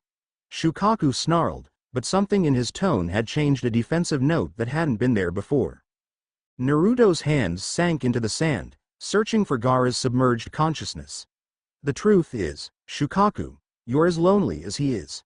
Centuries of being passed from one unwilling host to another, treated as nothing but a weapon, sealed and resented and feared. It's no wonder you've become what you are. The massive beast fell momentarily silent, golden eyes narrowing as he observed Naruto's efforts. But it doesn't have to stay that way, Naruto continued, his fingers finally connecting with something solid beneath the sand, a small, cold hand that he gripped firmly. Kurama and I have found another way. So can you and Gaara. Kurama, Shukaku repeated, genuine surprise in his voice. The Nine Tails told you his name. We're partners now, Naruto confirmed, beginning to pull upward, gradually extracting a small figure from the engulfing sand, the form of Gaara as a child, perhaps 5 or 6 years old, unconscious but still alive. It took time and trust from both sides, but we're stronger together than we ever were as adversaries. As he lifted the child Gaara free of the sand, cradling him gently, Shukaku's demeanor shifted subtly. The constant, manic edge to his movements calmed slightly, his golden eyes focusing with new intensity on the small figure in Naruto's arms. He was always weak, Shukaku muttered, though with less conviction than before. Always crying, always reaching for connections that inevitably betrayed him. He was a child, Naruto corrected softly, brushing sand from the young Gaara's face. A child who needed protection and guidance, not torment. Just as you were once part of something greater before being torn away and isolated. The reference to Shukaku's origins, his creation from the 10 tails by the Sage of 6 Paths, alongside his tailed beast siblings, clearly struck a chord. The massive tanuki shifted uncomfortably, sand cascading from his form as his aggressive posture subtly relaxed. What do you propose, then? He finally asked, curiosity temporarily overcoming hostility. That I simply allow him control? Surrender my power to a weak human? Not surrender, Naruto clarified. Share. Collaborate. Find common ground where both of you benefit. As he spoke, the child Gaara in his arms stirred, eyes fluttering open to reveal teal irises filled with confusion and fear.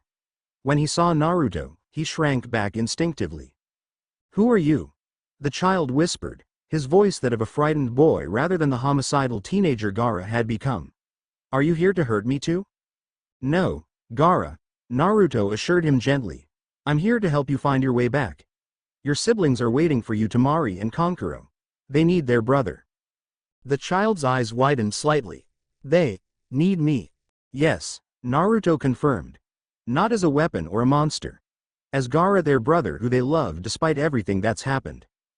Tears formed in the child's eyes, perhaps the first tears he had shed since his uncle's betrayal years ago. But Shukaku says no one can love a monster.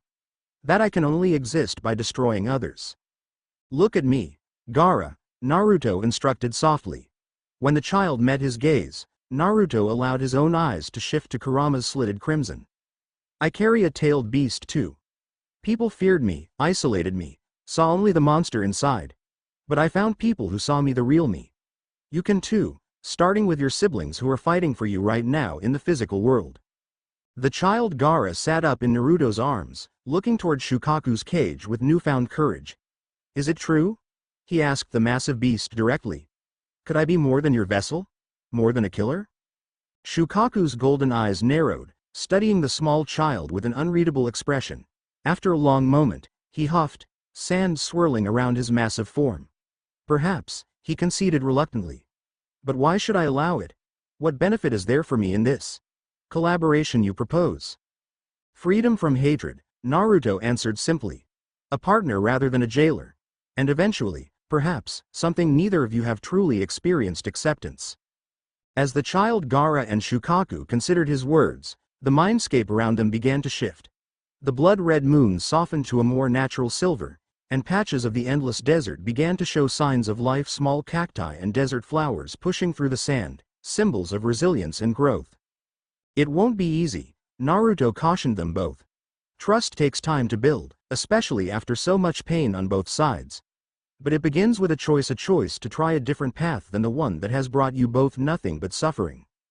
The child Gaara looked from Naruto to Shukaku and back again, something new awakening in his expression, a fragile but unmistakable hope. I want to try, he said softly. I'm tired of being alone. tired of the blood and the screaming and the emptiness. All eyes turned to Shukaku, who remained silent for a long moment, his golden gaze inscrutable.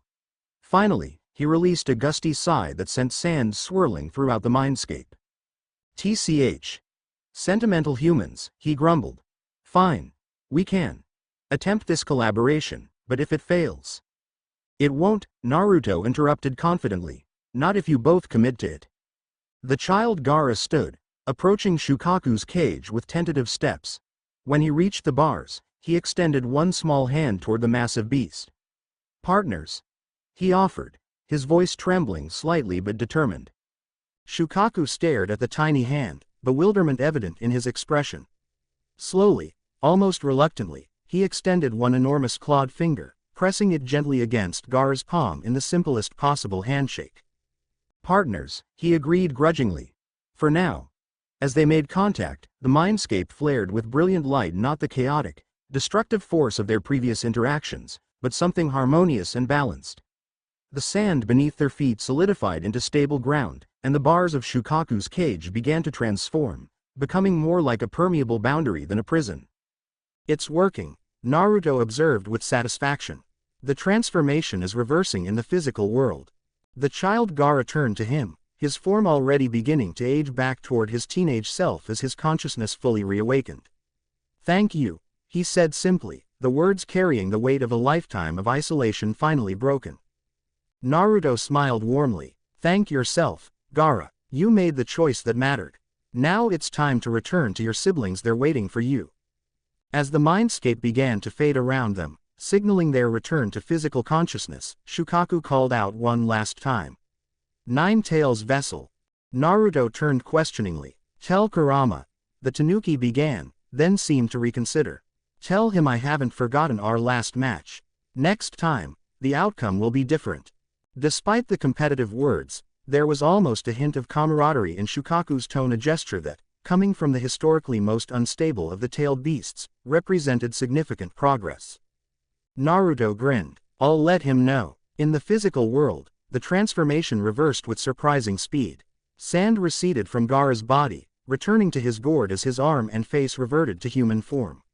When his eyes opened, they were clear teal rather than Shukaku's gold-on black, tired but fully aware. Gaara. Temari approached cautiously, hope and fear warring in her expression. Is it you? Yes, sister, he replied, his voice hoarse but entirely his own. It's me. The simple acknowledgement and the familial term of address was all Temari needed. With uncharacteristic emotion, she dropped to her knees beside him, one hand reaching out to tentatively touch his shoulder. When he didn't flinch away or threaten her, she pulled him into a careful embrace. Kankuro approached more cautiously, years of conditioned fear making him hesitate. But when Gaara looked up at him without a trace of the murderous intent that had defined their relationship for years, something broke within the puppet master. He joined the embrace, completing the circle of siblings united for perhaps the first time since their infancy. Naruto stepped back, the golden chakra receding as he allowed the sand siblings their moment of reconnection. His shadow clone dissipated with a nod, its purpose complete, while Sasuke descended from his position in the trees to stand beside the original. What exactly did you do? The Uchiha asked quietly, his Sharingan still active, analyzing the dramatic change in Gaara's chakra signature. I helped him find balance with his tailed beast, Naruto explained. Something I had to learn myself. Sasuke studied him with new intensity. This is more than just improved chakra control or secret training, isn't it? The power you've displayed, the knowledge you possess, it goes beyond what any genin should have access to. Yes, Naruto admitted simply, it does. Will you finally explain how? Naruto's gaze remained fixed on the reunited Sand siblings. Soon, after the invasion is resolved, there are still battles being fought in the village that require our attention. As if to emphasize his point, a massive explosion echoed from the direction of Konoha, visible even at this distance as a plume of smoke rising above the treetops. The barrier around the Hokage must have fallen, Naruto observed, his expression growing serious. We should return immediately. Reluctantly leaving the emotional scene before them, Naruto and Sasuke prepared to depart for the village. Before they could leave, however, Temari called out to them. Wait. They turned back to find her standing, one arm still supporting Gaara. The invasion, she said, her expression resolute. Our forces need to be recalled. This has to end. Agreed, Naruto replied. But how? They're following your father's orders. A shadow crossed Temari's face. Our father is likely already dead. Orochimaru wouldn't have let him live once his usefulness ended. Despite her matter-of-fact tone, genuine grief flickered in her eyes. But the Sand Forces will listen to Baki-sensei, and he will listen to us especially once he sees Gaara's condition. You'd go against your village's mission? Sasuke asked skeptically. It was Gaara who answered, his voice soft but clear. This mission was built on deception and manipulation. Orochimaru used our father's ambition against him, and our father used my condition to further his own goals. I will not be a weapon for either of them anymore. The simple declaration, delivered with quiet dignity rather than murderous rage, demonstrated how profoundly his perspective had shifted. Kankuro stepped forward. We'll find Baki-sensei and order our forces to stand down.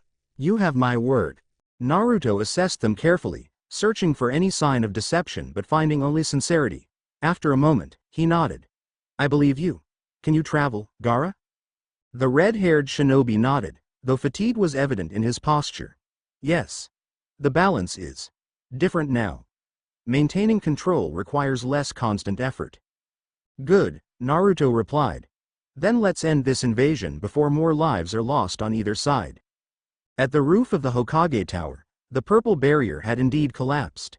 Inside its former perimeter, evidence of an intense battle was everywhere, the rooftop scorched and broken, water damage from powerful jutsu, and summoning marks etched into the tiles.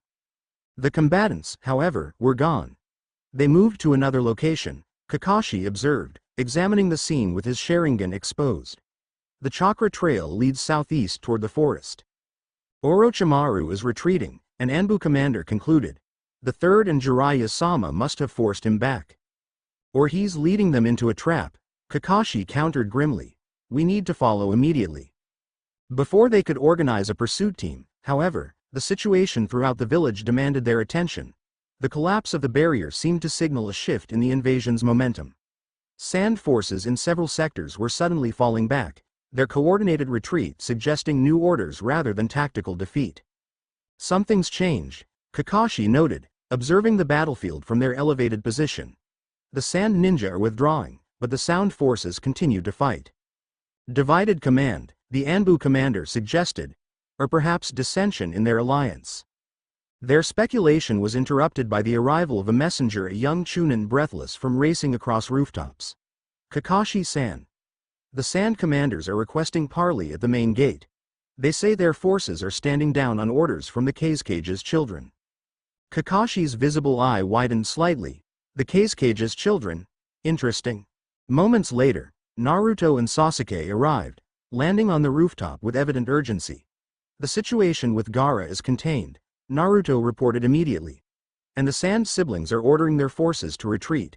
They've abandoned the invasion. So our messenger was correct, Kakashi mused. What about Gaara himself? Stabilized, Naruto replied cryptically. He's no longer a threat to the village. The silver-haired Jonin studied his student carefully, noting the calm confidence with which he delivered this extraordinary statement. You'll have to explain that in detail later. For now, we have another problem. The Hokage and Jiraiya-sama pursued Orochimaru into the forest. We've lost contact with them. Naruto's expression shifted immediately to concern. Which direction? Southeast, Kakashi indicated, about 20 minutes ago. Without hesitation, Naruto created a shadow clone. I'll find them. Sasuke, stay here and assist with village defense. For once, the Uchiha didn't argue, merely nodding his understanding of the priorities. The real Naruto immediately leapt from the rooftop, golden chakra flaring around him once more as he accelerated toward the southeastern forest. He's going alone? The Anbu commander questioned incredulously. Against Orochimaru? He's not exactly alone, Kakashi replied cryptically, watching his student disappear into the distance. And he's not exactly the genin everyone thought he was. Deep in the forest, in a clearing that had been transformed into a battlefield, 3 legendary shinobi continued their deadly dance. Trees had been shattered, craters scarred the earth, and summoned creatures of impressive size had left their marks before being dismissed. The third Hokage stood with Jiraiya, both showing signs of extended combat-torn clothing, minor wounds, and diminished chakra. Across from them, Orochimaru appeared even worse for wear, one arm hanging uselessly at his side while blood trickled from the corner of his mouth. "It's over, Orochimaru," Sarutobi declared, his aging frame nonetheless projecting formidable presence. "Your invasion has failed. The Sand Village has withdrawn. Even now, Konoha forces are rounding up your Sound Ninja." "My invasion was merely a convenience," the Snake Sanin replied, his voice strained but still carrying its characteristic mockery. "A means to meet you face to face, sensei. Though I admit, I didn't anticipate Jiraiya's interference." "Always thinking too highly of yourself," Jiraiya commented, maintaining a combat stance despite his fatigue. "That was always your weakness." Orochimaru's eyes narrowed. "Was it? Or was it that I could see what you both were too blind to acknowledge, that sentiment and attachment are weaknesses a true shinobi cannot afford? And yet here you stand," Sarutobi observed quietly, "defeated by the very attachments you mock. Not by my jutsu or Jiraiya's, but by the preparations made possible through the bonds between Konoha's shinobi, the very thing you rejected." Something dangerous flashed in Orochimaru's snake-like eyes. "I am hardly defeated, old man. Merely inconvenienced." His hands blurred through signs despite his injuries, preparing what was clearly intended as a final, desperate attack.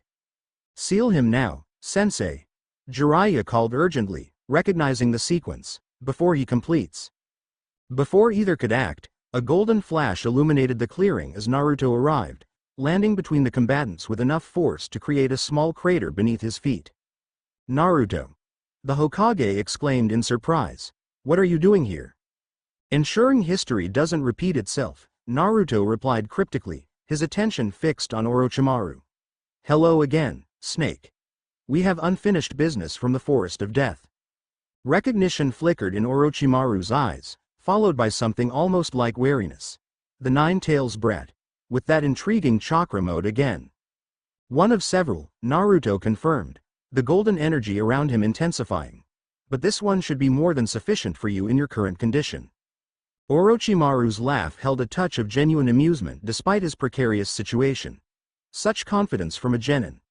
Perhaps you'd like to tell me where you acquired these remarkable abilities? They're hardly standard Nine-Tails Jinchuriki manifestations." "They're more common than you think," Naruto replied evenly. "In the future you'll never see." The cryptic statement caused the Snake Sanin's eyes to widen fractionally, a reaction not lost on the observant Hokage and Jiraiya. "Naruto," Sarutobi began carefully, "we have the situation in hand." "With respect, Lord Third," Naruto replied without turning, "the last time you faced Orochimaru alone, it cost you your life. I'm here to ensure that doesn't happen again." The casual reference to an event that hadn't occurred, spoken with absolute conviction, sent a chill through both older shinobi. But before they could question it, Orochimaru made his move. "How fascinating," the Snake Sanin hissed, completing his hand signs despite the interruption. "But I'm afraid our reunion will have to wait for another time." Summoning. Triple Rashomon. 3 massive demonic gates erupted from the ground between him and his opponents, creating an intimidating barrier. Even as they materialized, Orochimaru was already retreating, his form dissolving into a swarm of white snakes that scattered in different directions. "He's escaping," Jiraiya growled, preparing to pursue. "Let him go," Naruto advised, the golden chakra receding as he sensed Orochimaru's genuine departure. "He's too weakened to pose an immediate threat, and we have more pressing concerns in the village." Sarutobi studied Naruto with newfound intensity. "You speak with remarkable authority for someone your age, Naruto." Meeting his gaze directly, Naruto replied, "I speak with the experience of someone who has seen what happens when certain choices are made, Lord Third. Experience I'd be happy to share with you back at the village, along with everything else I know about Orochimaru's future plans, Akatsuki's movements, and threats you haven't yet imagined." The offer, delivered with such calm certainty, left both the Hokage and Jiraiya momentarily speechless. They exchanged glances, silently acknowledging the extraordinary situation before them. "Very well," Sarutobi finally agreed. "Let us return to Konoha. It seems we have much to discuss." By nightfall, the invasion had been fully repelled. The Sound forces, lacking leadership after Orochimaru's retreat, had either been captured or killed. The Sand contingent had withdrawn entirely, with formal surrender terms being negotiated between their commanders and Konoha leadership. Throughout the village, damage assessment and repair efforts were already underway, with civilian populations returning to areas secured by Anbu and regular forces. Considering the scale of the planned attack, casualties had been remarkably low, a fact attributed to the unprecedented level of preparation and coordination shown by Konoha's defenders. In the Hokage's office, now serving as an emergency command center, key figures had gathered for a debriefing that had quickly evolved into something far more significant. Sarutobi sat behind his desk, flanked by Jiraiya and Kakashi. Across from them stood Naruto, still in his combat attire, his expression serious but composed. Also present were Shikaku Nara, Konoha's Jonin commander, and several Anbu captains, their masked faces turned toward the young genin who had somehow become central to the day's events. "Let me understand this clearly," the third Hokage said, breaking the silence that had fallen after Naruto's initial explanation. "You claim that your consciousness and memories are from a future timeline, one in which today's invasion succeeded in part, leading to my death and eventually escalating to a fourth great ninja war?" "Yes, Lord Third," Naruto confirmed steadily. "Though, claim, suggests uncertainty. I know it to be true, just as I knew the details of today's invasion before it occurred." Information that proved remarkably accurate, Shikaku noted, his shrewd eyes studying Naruto carefully, down to specific entry points and tactical approaches. "The how of this situation is less important than the what," Jiraiya interjected pragmatically. "Everything the kid has told us has checked out. His knowledge of Akatsuki alone details even my spy network hasn't uncovered as valuable beyond measure." "Indeed," Sarutobi agreed, puffing thoughtfully on his pipe. "And these abilities you've displayed, this Baryon mode, and other enhanced states, these come from your future self?" "The knowledge of how to access them does," Naruto clarified. "The potential was always there. In my original timeline, it took years of training and several near-death experiences to unlock these capabilities. This time, I've been able to access them immediately by following pathways my consciousness remembers." Kakashi leaned forward, his visible eye intently focused. "And Sasuke? In this future of yours, what becomes of him?" A shadow passed across Naruto's features. "That's complicated. In the original timeline, Orochimaru placed a curse mark on him during the Forest of Death, one that would eventually facilitate his defection from Konoha in search of power to kill Itachi." The mention of the elder Uchiha caused a ripple of tension through the room. "Without that influence this time," Naruto continued, "and with the truth about the Uchiha massacre revealed to him under controlled circumstances rather than traumatically, I believe Sasuke can follow a different path." "The truth about the massacre?" Sarutobi repeated, his expression suddenly guarded. "What exactly do you know about that, Naruto?" Meeting the Hokage's gaze directly, Naruto replied, "Everything, Lord Third. Danzo's manipulation, the coup being planned by the Uchiha, the impossible choice presented to Itachi, his infiltration of Akatsuki as your spy. I know it all.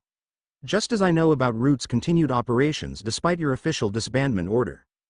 The temperature in the room seemed to drop several degrees as the full implications of Naruto's knowledge sank in secrets at the highest level of Konoha's governance, known only to a select few, now apparently in the possession of a genin.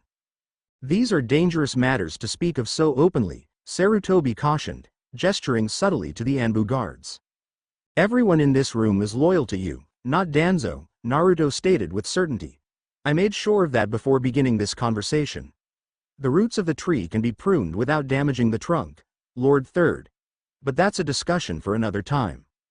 The calm assertion and the implicit threat toward one of Konoha's most powerful shadow figures caused several present to reassess the young man before them. This was not the brash, impulsive Naruto they had known. This was someone calculating, determined, and possessed of knowledge that made him potentially the most dangerous person in the room. "What exactly are you proposing, Naruto?" Sarutobi asked carefully. "A partnership," Naruto replied simply. "I share what I know about coming threats, Akatsuki, Obito Uchiha's true identity, Madara's plan for the infinite Tsukuyomi, and more. In exchange, we work together to change the outcomes I've already witnessed, starting with addressing the fragility of the Jinchuriki system and the imbalance of power between the great nations." "Ambitious," Shikaku observed dryly. "Especially for someone who is, officially at least, still a genin." A small smile touched Naruto's lips. Rank has never been an accurate measure of capability in our world, Shikaku-san. As I believe today's events demonstrated. Indeed, the Jonin commander acknowledged with a slight nod of respect. Sarutobi tapped his pipe thoughtfully against his desk, considering the extraordinary situation before him. Finally, he looked up, his aged eyes meeting Naruto's with newfound clarity. I have lived long enough to recognize when the torch must be passed to a new generation, he said quietly. Perhaps not just of leadership, but of vision as well. He set his pipe down decisively. Very well, Naruto. We will work together to avert the future you've witnessed. Starting tomorrow, you will brief this same group on everything you know about Akatsuki and their plans. Relief flickered briefly across Naruto's features before his composed demeanor returned. Thank you, Lord Third. You won't regret this decision. I suspect I might, Sarutobi replied with a wry smile, but regrets about necessary actions are an occupational hazard of this position, something you seem to already understand. As the meeting concluded and the participants began to disperse, Jiraiya lingered behind, waiting until only he, Naruto, and the Hokage remained. There's one thing you haven't explained, the Toad Sage noted once they had privacy. How exactly did your consciousness travel back in time? That level of space-time manipulation shouldn't be possible, even with the most advanced sealing techniques. Naruto's expression grew solemn. It was a last resort, a forbidden technique developed by combining Uzumaki sealing arts with the Six Paths Sage Chakra I acquired during the war. The cost was substantial. What cost? Sarutobi pressed gently. In the original timeline, I had to sacrifice my own life to send my consciousness back, Naruto revealed quietly. It was the only way to prevent the complete destruction of our world at Kagaya Otsutsuki's hands. The gravity of this admission hung heavily in the air between them. So in this future, Jiraiya said slowly, processing the implication, you died to save everyone. Many died, Naruto corrected, ancient pain briefly visible in his eyes. Too many. Friends, comrades, entire villages. By the end, those of us still fighting were the last fragments of a broken world. I wasn't special in my sacrifice, just fortunate to have the means to make it count. Sarutobi studied the young man before him with new understanding, seeing beyond the physical youth to the battle-worn soul within. How old were you, in your mind, when you performed this technique? 27, Naruto answered after a brief hesitation. 12 years from now. And you've been carrying these memories, this knowledge, since the chunnin exam preliminaries? Jiraiya asked, concern evident in his voice. That's a heavy burden to bear alone. A small, genuine smile crossed Naruto's face. Not entirely alone. Kurama the Nine Tails retained his memories as well. We've been partners for years in my timeline. Having him recognize me immediately was grounding. The casual reference to the feared tailed beast by name, spoken with evident affection, was yet another reminder of how profoundly different this Naruto was from the boy they had known. Well, Sarutobi said finally, rising from his chair with a decisive air, the future is not set, as your presence here proves. Tomorrow we begin changing it for the better. For tonight, rest. You've more than earned it. Naruto bowed respectfully, the gesture somehow both formal and deeply personal. Thank you, Lord Third. For listening. For believing. Not everyone would have. As he turned to leave, Jiraiya called after him. Hey, kid. Naruto paused at the door, looking back questioningly. A grin spread across the Toad Sage's face, reminiscent of many shared moments in a timeline now averted. I'm proud of you. Both versions of you. Something vulnerable flickered across Naruto's features, a glimpse of the 12-year-old boy beneath the seasoned warrior's consciousness. That means more than you know, Pervy Sage. The childhood nickname, delivered with evident affection, drew a startled laugh from Jiraiya and a bemused smile from Sarutobi. As Naruto departed, the two older shinobi exchanged glances that communicated decades of shared experience and understanding. Well, sensei, Jiraiya remarked, shaking his head slightly, when Minato's son decides to surpass expectations, he certainly doesn't do it halfway. Indeed, Sarutobi agreed, gazing thoughtfully at the door through which Naruto had left. I believe we've just witnessed the true arrival of the most unpredictable ninja in Konoha's history. Outside, as Naruto stepped into the cool night air, the weight of the day's events, the battles fought, secrets revealed, and foundations laid for a different future settled around him like a familiar cloak. Above, stars shone in patterns unchanged by human conflicts, a constant in both the timeline he remembered and the one he now walked.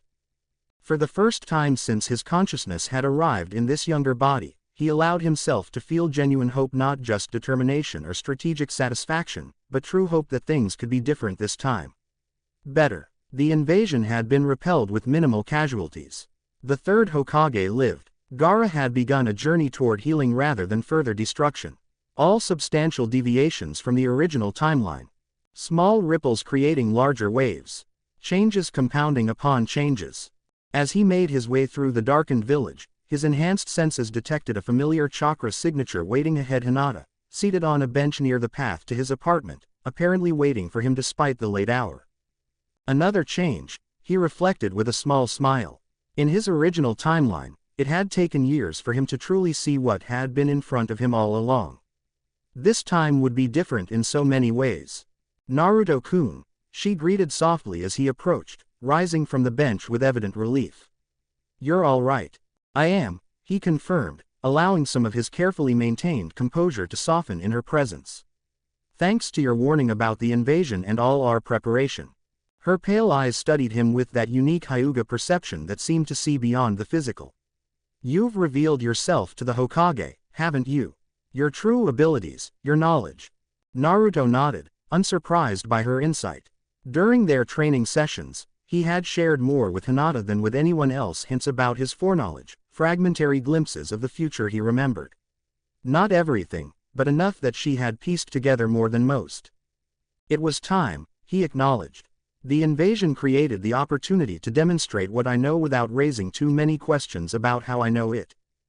Hinata nodded, understanding. What happens now? The question encompassed far more than the immediate aftermath of the invasion, and Naruto treated it with the gravity it deserved.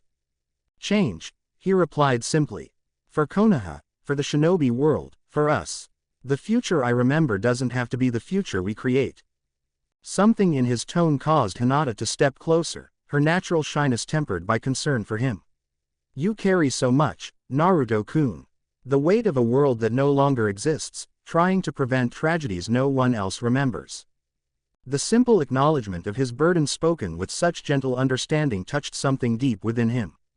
In his original timeline, he had always been the one encouraging others, lifting them up, carrying their hopes.